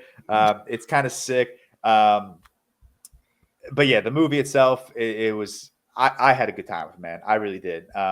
It's my number one movie of the year, which just might be stupid. I have it above Mickey 17 right now, which, you know, is famously a disappointment for me. I like the movie, but I walked out of Death of a Unicorn a lot happier than I did walking out of Mickey 17. Like, I was just really like, this is cool. You know, you have that shot towards the end of the movie where Will Poulter's character is like sacrificing Jenna Ortega's character to the unicorn, and this like black unicorn is just walking down the stairs, and it's menacing, man. It's so menacing. I love the scene where Will Poulter is like in the hot tub at the beginning. This is actually very uncomfortable to wear, by the way. There's the scene where Will Poulter is like in the hot tub at night, and he's like, "Oh, get in," to Paul Rudd. And then you hear like the screams of the unicorn in the background. And Will Poulter's like, "Oh, gotta go. Time for me to get the fuck out of here. Like, I'm not dealing with that." Yeah, it was, I had a very good time with this movie. I know I'm in the minority, and I'll accept that. But I just really enjoyed my time. It's so cool. You know, people for a long time thought unicorns were real. So that's also very funny to me. I'm not convinced they're not real. Okay. I'm on the pro unicorn being real side of history. Okay. So give us more unicorn content. I don't know how, if James Gunn could incorporate a unicorn into Superman movie, that'd be sick. But Tyler, what are your thoughts on Death of the Unicorn? Nah, that was beautifully put. I learned a lot about unicorn lore that I was not expecting today. But yeah, like I don't know. Like I said this in my letterbox review. This isn't a movie that, you know, sometimes you give it 2 stars or something. It's like you have like ill will towards it, where something like pisses you off, or you're like wanting to tear it to shreds. But for me, it's just like, just watch the movie. I'm like, yeah, this just isn't my cup of tea. But there's like I have no interest in coming on here and like dogging on it. It's just like I watched it. I think once you figure out kind of what the movie's about in the first like 10 minutes, they kill a unicorn and then they realize the unicorn has these like healing properties. I'll just throw spoilers on now because I feel like you did a great job with the non-spoilers. So once you find out it's about like the unicorn dies, like it's blood and like its horn, and it has all these properties that can basically heal any human ailment of, we see cancer go away. We see acne scars be removed. We see glasses no longer be needed. Very similar to like Avatar, The Way of Water-esque, where it's which also Mickey 17, like you mentioned, like very similar in the sense that, in Avatar, The Way of Water, like the whale, I don't know if it's the blood or the blood, what it is of the whales in Pandora that like basically stop aging for humans. So similar stuff in this, where it's like there's this mythical being has these properties that will make humans thrive, and you kind of realize that science can't replicate this. They say they try, so pretty much it becomes kill all these unicorns that we can basically save humanity, and the rich people using it, and then the rest of the movie is just them trying to harness this power to cure the world of basically everything and use it to monetize and make money and become billionaires. And then one by one, pretty much Final Destination-esque of unicorns taking them out as the unicorns fighting back. And because basically they kill one, or they capture it and they're torturing it and trying to harness it. So then the other unicorns are fighting back. And once you kind of realize that's what the movie is, that's kind of what you get. And you kind of mentioned a bit in your review, like to me, it did get a little repetitive, like because it really becomes, for probably the final whole hour of the movie, just one by one, a unicorn's going to be killing someone in the house and just going through it. And a lot of the movie takes place like at night. And I think the night scenes look pretty ugly. It's just like kind of just dark, and like it's kind of hard to see a lot of what it could be. And I don't know if that's like a budget thing where like obviously unicorns are a lot of visual effects needed. So if it's like, keep it more dark so you can kind of have a lot of it be not as shown, so you don't have to have the budget as high. I don't know. But yeah, I again, no ill will towards this movie. I just watched it. I was like, just not really interested in this movie. You kind of mentioned as well that it's like a narrative that's kind of played out at this point. I think the main reason I like The Menu so much is it's like one of the first like Eat the Rich movies I watched. I'm not saying it was the first by any stretch, but it's like I watched it before going back in time, watching stuff previously and other than that. So it's like I had a great time with it because to me, it was like a subject that hadn't been oversaturated. But at this point, I feel like we've seen a lot of them. And then, I just think it got a little repetitive for me. But I love Will Poulter. He's by far the standout in this. I wish we got more of him. Jenna Ortega and Paul Rudd, I think, are fine. I think their dynamic was fine. I didn't really think either of them were standouts. I think Will Poulter was clearly the acting standout. But yeah, there's some funny one-liners. Unicorns are cool. I do agree. I think it was a cool like way to tackle it in a more nuanced way. But beyond that, I don't know. It was just kind of a little too long for my liking. And it's not that it's a long movie. It's an hour, 48 minutes. But I just think the whole them all being killed by the unicorns just kind of got dragged out a little too long for me. I wish they kind of cut a little bit of that out. But overall, like cool, majestical beings. But yeah, at the end of the day, it's just a story I feel like I've seen a little too many times, and it's just the actual story of Death of a Unicorn itself was just dragged out a little too long. But it just wasn't a movie that was for me, to be completely frank. But like I mentioned to you guys on Twitter that Mom brought like 2 kids to this movie. Yeah, like, crazy movie to bring kids to. Crazy, because these kids are gonna be traumatized for life. Like there was one, so basically, like the kids started crying immediately after they hit the car. They hit the unicorn with the car, which was like 3.5 minutes into this damn movie. And then after there's one moment where one of the kids screamed out, "He's like, Mommy, I'm scared." I'm like, what the fuck, dude? Like, this is so fucked up. So after they hits the car, the kids whined and then they shut up after a second. Then like they find out the unicorn's still alive in the car.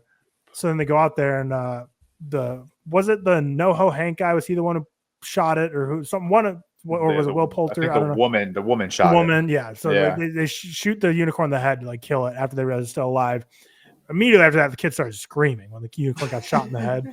And then the mom like took him out of the movie. So I was like, oh, perfect. Like she realized, she's like, oh shit, this is like way more intense a movie than I expected. Take these kids out. So I was like, okay, respect. Maybe she just didn't see the trailers, or I mean, the trailers didn't really show how gruesome it was going to be, to be fair. But no, she clearly just went outside to like calm him down. And then like 5 minutes later rolled him back. And I'm like, oh fucking Christ. But then from there, like I mentioned, like the whole Final Destination of them killing the people one by one, like there's gruesome body horror in this movie. Right? Body horror is maybe not the right word, but like a lot of gruesome guts and gore, and of all these people just getting stabbed and gored by these unicorns and smashed and blood and exploding basically. And it's like, this is not it's a comedy for the most part. So it's an R-rated comedy in the sense that like it's not what like an adult would think would like fuck you up more than like some other R-rated like horror movies. But for like in terms of gore, like there's a lot of intense stuff in this. So I was very surprised to bring kids to this movie, but very annoying. They were just whining for most of the movie. But you know, they could have been worse, I guess I'll say. But I'm just more like judgmental for the mom for like, why you bring a kid to this? Yeah. Like unicorns in the title, but so is death. Like, what were you really expecting here? But yeah, fine movie. Nothing I'm gonna ever revisit, but it's like a 2-star that I just really didn't care for, but really no ill will towards it. Whereas like Joker Fully Do also got a 2-star, but that was more we want the 2-star dog on that movie. Right. I want to rip it to shreds, but there's like stuff in it that was like good enough to where I'm like, I'll give it a 2. Whereas this one more just like it was like a fine movie that just got pegged down a little bit just because I didn't care for it. Yeah, I love the kills. I think that was I went into this movie like relatively blind, I would say. Like I knew what it had to do. I knew they like kill a unicorn, and I obviously saw the trailer, and I knew they were gonna like exploit the unicorn for its curative properties. Mm-hmm. I was just so caught off guard by like how gruesome like some of the deaths were. And then you know, I was doing a lot of unicorn research after I was watching this movie. The consequences for cutting off a unicorn horn, crazy. Like some of the most insane shit. So cutting off a unicorn horn is like in the mythical world. That's game over. Like you're fucked. Like you're cooked. So that the female doctor cuts off the unicorn horn, and then the way she dies is 2 unicorns run at her and stab her and then pull her apart, which is just absolutely mental. But cutting off a unicorn horn, like it goes beyond like suffer and torturing. Like if you're not tortured or if you're not killed immediately, it's a slow death. You know, you're isolated, you're exiled, depending on, you know, who you are and your you know, whether you're of like European descent or Indian descent. Everyone has different unicorn lore. You know, being cursed is like the most prominent, you know, punishment for cutting off a unicorn horn, but also torture is as well. And this bitch took 2 unicorns and then they split her apart. Like that was disgusting, man. That was a crazy death. Mm-hmm. I was very surprised, but also very pleased. Don't get me wrong. I was very surprised and very pleased by this movie's level of gruesomeness. And I love the ending. I love when they're like driving off in the back of the cop car and the unicorn family is like running next to them. Like I felt inspired at the end of this film, man. The unicorns were running. I was like, damn, the only thing that would make this ending scene better is if M83's outro was playing right now while the unicorns were running. That shit was fun. But yeah, man, I had a good time with this. I had a fun time. I love unicorns now. I'm a big unicorn man. But yeah, anything else you want to say? I feel like that's not deep in spoilers. Could text Seth to come back, or at least texted him. We're gonna push Q&A till next week. You know, this episode is running very long right now, so we'll push Q&A to next week. So when Seth returns, I mean, we could even start with some of the trailers and the movie news now. Avengers Doomsday, that was probably the biggest event of the week, I would say. We had the casting announcements. Good Lord, man. I mean, you know it's bad when even Soups is posting TikTok videos saying like, what the fuck is going on? That was such a long 5 hours, man. So it was a casting presentation basically to announce, I think it was like 25 cast members. It opens, someone walks in, puts a chair down, and the chair says Chris Hemsworth. 10, 15 minutes later, the camera pans back. You see Vanessa Kirby's name. 10, 15 minutes later, the chair pans back and goes down, and you see Paul Rudd's name. And it repeated that cycle. You know, every 10, every 15, every 20 minutes, he pans back, shows you a name. You know, the full cast list, I'm opening it now. Paul Rudd, Simu Liu, Tom Hiddleston, Lewis Pullman, Florence Pugh, Danny Ramirez, Ian McKellen, Sebastian Stan, Winston Duke, Chris Hemsworth, Kelsey Grammer, James Marsden, Channing Tatum, Wyatt Russell, Vanessa Kirby, Rebecca Ramjan, Patrick Stewart, Alan Cumming, Letitia Wright, Tenel Huerta Mejia, apologize if I said that wrong, Pedro Pascal, Hannah John Kamen, Joseph Quinn, David Harbour, Robert Downey Jr., Eben Moss-Bachrach, and Anthony Mackie. So the big things here are, one, we get a lot of confirm. We get a confirm that Ant-Man returns, Shang-Chi returns. We get a confirm that a couple people live through the events of Thunderbolts, like Yelena. Falcon is returning. Bucky is returning. The Red Guardian is returning. You also get some big news that Patrick Stewart is returning as Professor X. Ian McKellen is returning as Magneto. Channing Tatum is returning as Gambit. You have Alan Cumming, who plays Nightcrawler. You also have James Marsden as Cyclops. You get a lot of big reveals. And obviously this is going to send people into a frenzy. I don't know if a lot of people expected the original X-Men to join the cast of Avengers Doomsday. My problem is, how many times are we going to have to fucking send off Fox's X-Men? We set them off in Days of Future Past. We set them off in Logan. We sent them off in fucking Deadpool and Wolverine. The whole end credit scene to Deadpool and Wolverine is just a fucking joke now, because it's like, oh, okay, that's not the send off. Actually, they're going to be in fucking Avengers Doomsday. So it's a very interesting casting announcement, and it's very interesting to me because I love the X-Men movies. I love the OG trilogy. I have fond memories of watching those movies with my dad. I love Logan so much. I love Hugh Jackman. And he's not in this cast, but I'm talking about the X-Men. I love James Marsden as Cyclops. I love Ian McKellen as Magneto. I love Kelsey Grammer. Kelsey Grammer, Patrick Stewart. I love all of these X-Men. It's like, what do we fucking like? Hang it up. Wrap it up. Like, we're good. We're done with this. Like, it's okay to just put them in the past. Like, it's a very, and I know everyone's like, oh, but Marvel opened the multiverse. Maybe it's not the X-Men. And I'm like, it's sick, bro. Fucking sick. Same thing. Ian McKellen and Patrick Stewart are pushing 90 years old. What are we talking about right now? And it's also just the way they revealed this announcement. It's just like, it's very interesting. Like, you do this announcement reveal. It takes 5 hours. You're revealing Wyatt Russell. You're revealing Simu Liu. Anthony Mackie. Anthony Mackie. Yeah, like you're revealing David Harbour. You're revealing Robert Downey Jr. as Dr. Doom. Like, we know all this. Like, this should have been a 2-minute video. That's it. Stretching this out 5 hours is insane. I understand it from like a massive like engagement business perspective, because this thing amassed 275 million views. It was Marvel's biggest live stream ever. I was tuned in. I'm the biggest Marvel hater right now. I watched all 5 hours. All 5 hours. I was at work, had my laptop open to that screen, and that's it. And I'm a sucker. I'm a sucker as well. They need better production value, man. Marvel is such a big entity. Like, it's so shit. Every time they do some knowledge, it's so shit.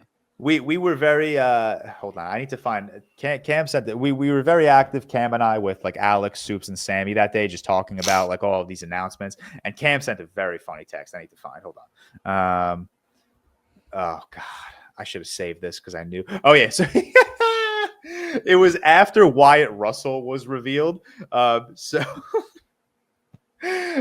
Cam goes, maybe it's not the biggest announcement ever, but at least it got us talking, and that's worth it for me. Maybe the real Avengers Endgame cast reveal was the friends we made along the way. Cam used that all like that should maybe crack up. It's tricky, isn't it? Because it's like I said this. I did a video on like reacting to it. I think Marvel has this just pure reliance now because the recent quality hasn't been great, and especially box office numbers outside of Guardians and Deadpool and Wolverine. And Deadpool and Wolverine, from what I know, I haven't seen it, relied on that sentimentality of people who grew up in like the 2000s. You've got the Fox X-Men, and they really just having this over reliance, and it really, like, they're just kicking themselves in the foot because it's going to continue like this. And people are saying, okay, this is the end of the multiverse, whatever. I think that's a pipe dream, to be honest. I think they're going to see success with this film. They're going to continue it. And, I'll see. I love Ian McKellen. I loved him as Magneto. I like the X-Men films. Don't love them, but Ian McKellen was one of the standouts for me. I'll like seeing him again, and I might watch it because of that. But it's like he'll probably be in about 5 minutes of the film. If that, you're going to get that initial sentimental buzz of it all. You'll pay to go and see it because you'll hear them in it. I said on my video, I think it's going to be like No Way Home to an even further extent. Not hype-wise, because obviously you can't really do that again with Tobey Maguire and Andrew Garfield. People grew up with those singular characters, the Spider-Man. But I think they're going to, how much they've crammed into this to try and just irk as much nostalgia as possible. And I know why they're doing it. And I knew why they did the chair thing, because it's good marketing. And this film will make a lot of fucking money.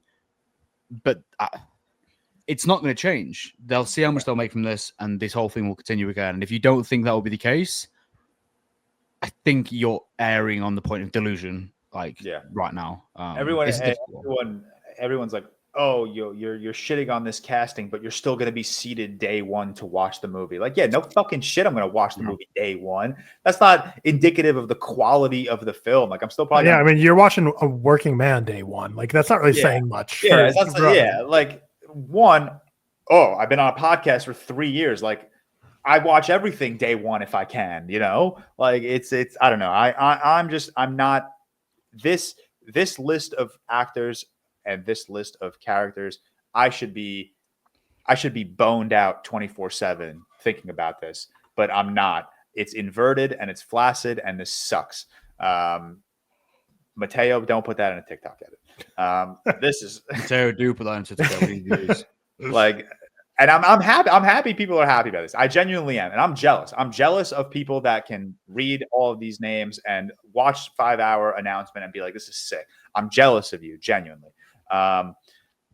Whatever. Moving on.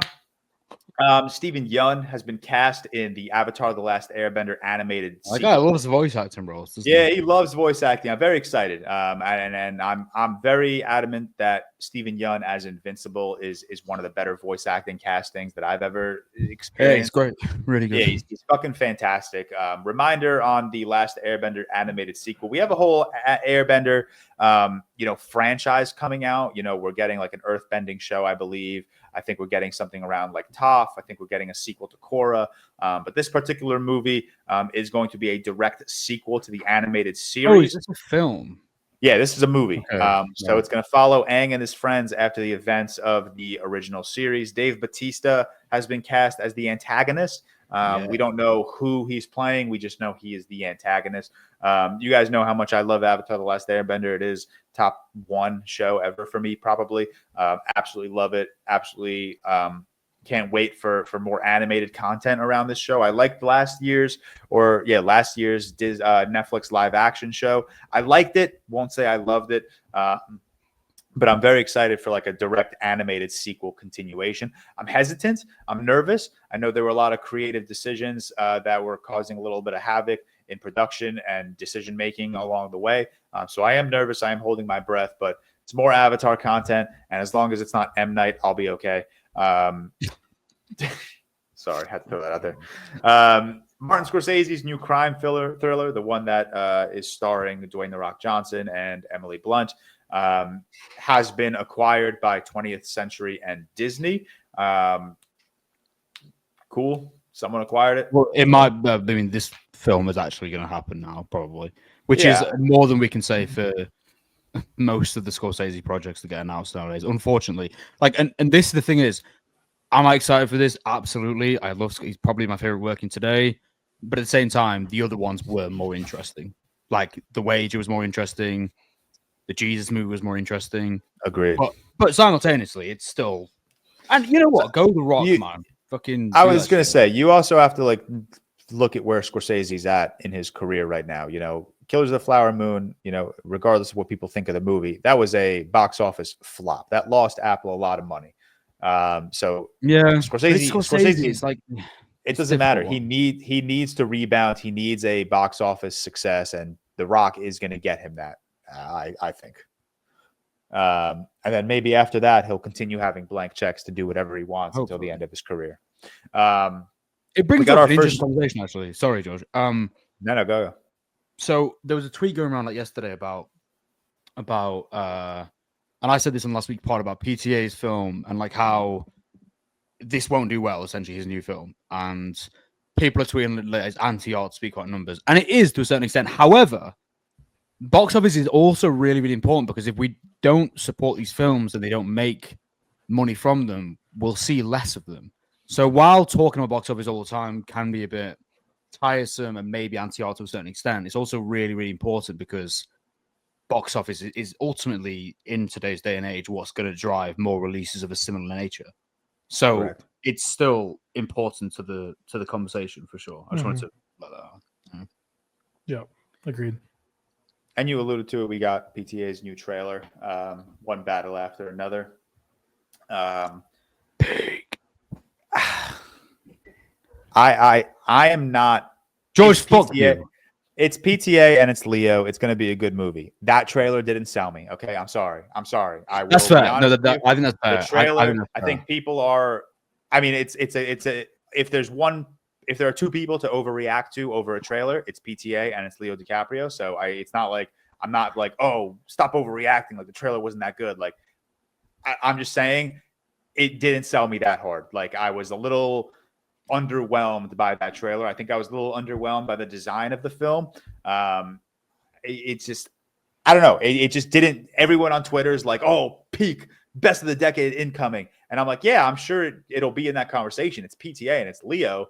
But like that trailer just didn't do much for me. The trailer for me reminds me of like Inherent Vice, but an action film, in that it's going to be so chaotic. And I think contextually, I really like that. But it leans more to the fact that this is it's PTA. I mean, I love the trailer. Don't get me wrong. It's also the trailer did nothing to my excitement. Like I am still very, very excited for this movie. Like this is Paul Thomas Anderson and Leonardo DiCaprio. We always talk about dream actor director duos in movies.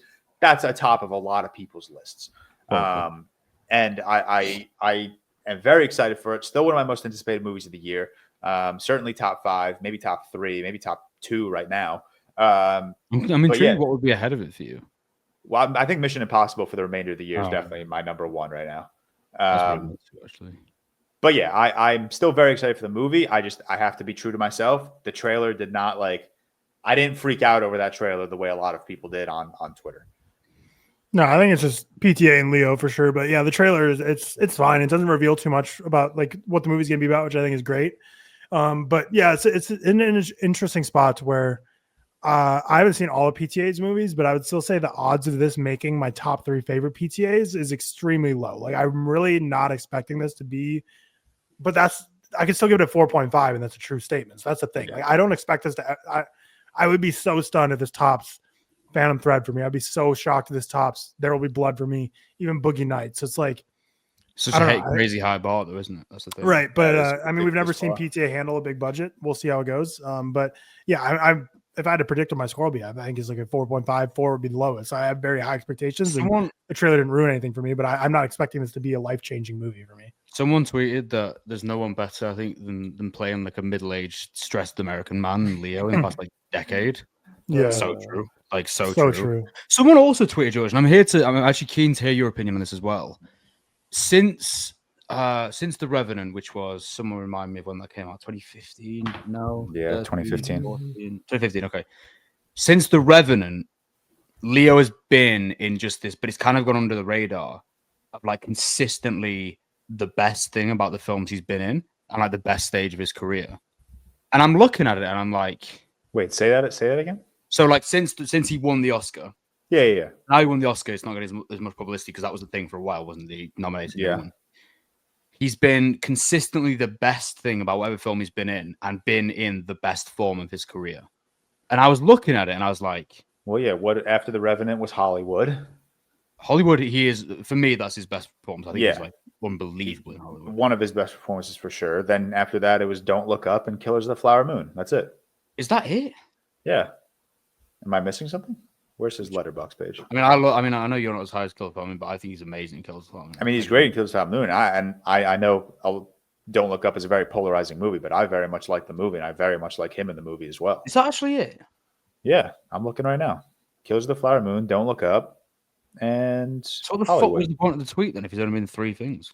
I mean, it's 4 things since then. I mean, before then it was Wolf of Wall Street, Django, Great Gatsby, Django Unchained, J. Edgar, Inception. Don't Look Up is kind of just like a really weird film for him to be in amongst like what he's been in recently. Not really when you consider his campaigns on environment and renewable. That's why that's what he's been doing outside of acting his whole like last 10 years. So I think it just makes sense. It just fits narratively what he likes. Yeah, that's true. That's true. But yeah, I don't know. I'm definitely Zach. I think I mean, he's in a fantastic streak. He's great in Flower Moon. He's great in Don't Look Up. He's amazing in Once Upon a Time in Hollywood. He won an Oscar for Revenant, nominated for Wall Street, nominated for do you Django. like his Revenant performance? It's not a film I've revisited in a while, but yeah, sure. It's just funny because I think we discussed this a lot. When I look at his Revenant performance compared to like what I think are his best performances. Yeah, it's like it's like a weird respect. film to give him an Oscar for Yeah. when 2 years prior he did The Wolf of Wall Street. Yeah, Like, or it's like an odd film, or Once like Upon a Time in Hollywood after, and yeah. You know, yeah, he has more, you know, he's more Oscar worthy in Wall Street and Shutter Island and Blood Diamond and The Departed. What's he seen Gilbert Grape? Shouts out, he's amazing. Sure. You know, he was nominated in The Aviator. I believe that was the year Jamie Foxx won for Ray. Like, he has so many Oscar-winning Oscar-worthy performances that like lost out to some interesting selections. You know, Once Upon a Time in Hollywood, he was nominated for lead. He lost to Joaquin as Joker. Like, I know you guys aren't as high on Joker as I am, but I think that's an acceptable loss. Wolf of Wall Street, he should have won for. That's the year he lost to McConaughey for Dallas. McConaughey was great in that, though. Yeah, he was fantastic in that. And then the year of The Departed is 2006. Who was that? That was Sean Penn, I think, from Milk. So like it's The Revenant. Like, it's a good performance. It's just a very odd performance to give him the Oscar for. Gary Oldman winning for Darkest Hour. Darkest Hour. Yeah. That's the thing, isn't it? Yeah, no, I'm excited for it. I think that's great.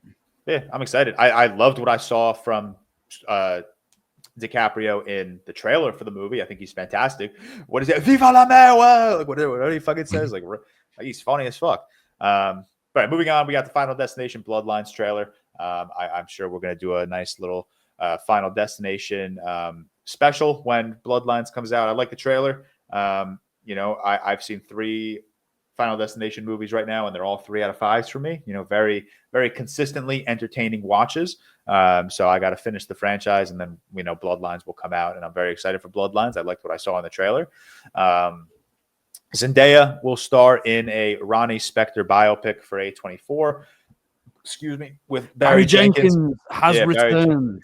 He's returned. He's been released. He got his bag with Mufasa. You know, did any of us watch Mufasa? I did. Yeah, I did. Oh, so all of us did, apart from me. Doesn't matter. Yeah. You're washed, bro. You're washed. Not good movie. Snow White is currently the lowest rated film ever on IMDb with a 1.5 rating. It has dethroned The Disaster Movie, which I believe had a 1.9 rating. Yeah, but it's so expected. It's very expected. You have Gal Gadot just making some blatantly idiotic comments about some important things going on in the world. And you had, you know, Rachel Zegler's a great person. Annoyed about Rachel Zegler speaking about Snow White. Yeah, Rachel Zegler spoke negatively about Snow White. Like, you I've never seen so many guys get annoyed about Snow White before. Yeah, I know. It's crazy to be annoyed about that, but like from a Gal Gadot standpoint, it's very expected. And she's just the shit actor. Yeah, and I've seen a lot of people say like she is historically bad. Did you guys see the line she delivers in it where she sounds like Scooby-Doo? Yeah. That clip on Twitter. But it's like the thing is, like, with all the quote unquote controversy or whatever behind the scenes, like with all the backlash politically on both ends of the spectrum, it's like, even if none of that existed, this movie was never going to be a smash hit. Like, these live action remakes have run out of steam. Like, it's not like these, like Little Mermaid didn't even crush it. Mufasa obviously didn't do great compared to like the original. Like these live action remakes have run their course. Whoa. Watch your mouth with the Jungle Book. That shit's peak. Jungle Book is gas. People usually say that's the best one. Yeah. No, there's the Jungle Book, and then there's the one that Andy Serkis did. What was it called? He directed Mowgli. Yeah, he did Mowgli, which was not that great, but Jungle Book is great. I might watch that when we're done with this podcast. But all right. That'll wrap up our episode. Like we said, we're going to push Q&A till next week because this episode has run past 3 hours. Shout out once again to our executive producers, Mr. Stefan Johnson, Mr. Cody Whitney. We will see everyone On Thursday, we're going to be doing a best actor tier list, a nice little real quick for you guys. And then Friday. Oh, no, I'm doing it backwards. Am I doing this backwards? Right. Thursday, you're right. And Friday will be their patron review. Oh, yeah. And then Friday with the patron review. Right. My bad. Just lost my mind for a hot sec. But that'll wrap up our episode. We'll see you all on Thursday. And next week's episode of Minecraft. Oh, my God. Oh, come on. I might go and see it in France and hopefully got it French. Cautiously optimistic. The trailers have me intrigued enough, to be honest. Stop. The first trailer was so bad. I'm not going to say the person's name because I know they're not supposed to tell me this. I actually got an insider review of Minecraft yesterday from someone who I know has seen it. It's apparently as bad as we all expected. I'm talking said like worst of the century type material. So obviously, yeah. The Lecture State, man, this would be competitive worst picture contender. Razzi's going crazy. Yeah. Razzi's going crazy. But yeah. But all right, we will see everyone on Thursday. Have a good week. Bye.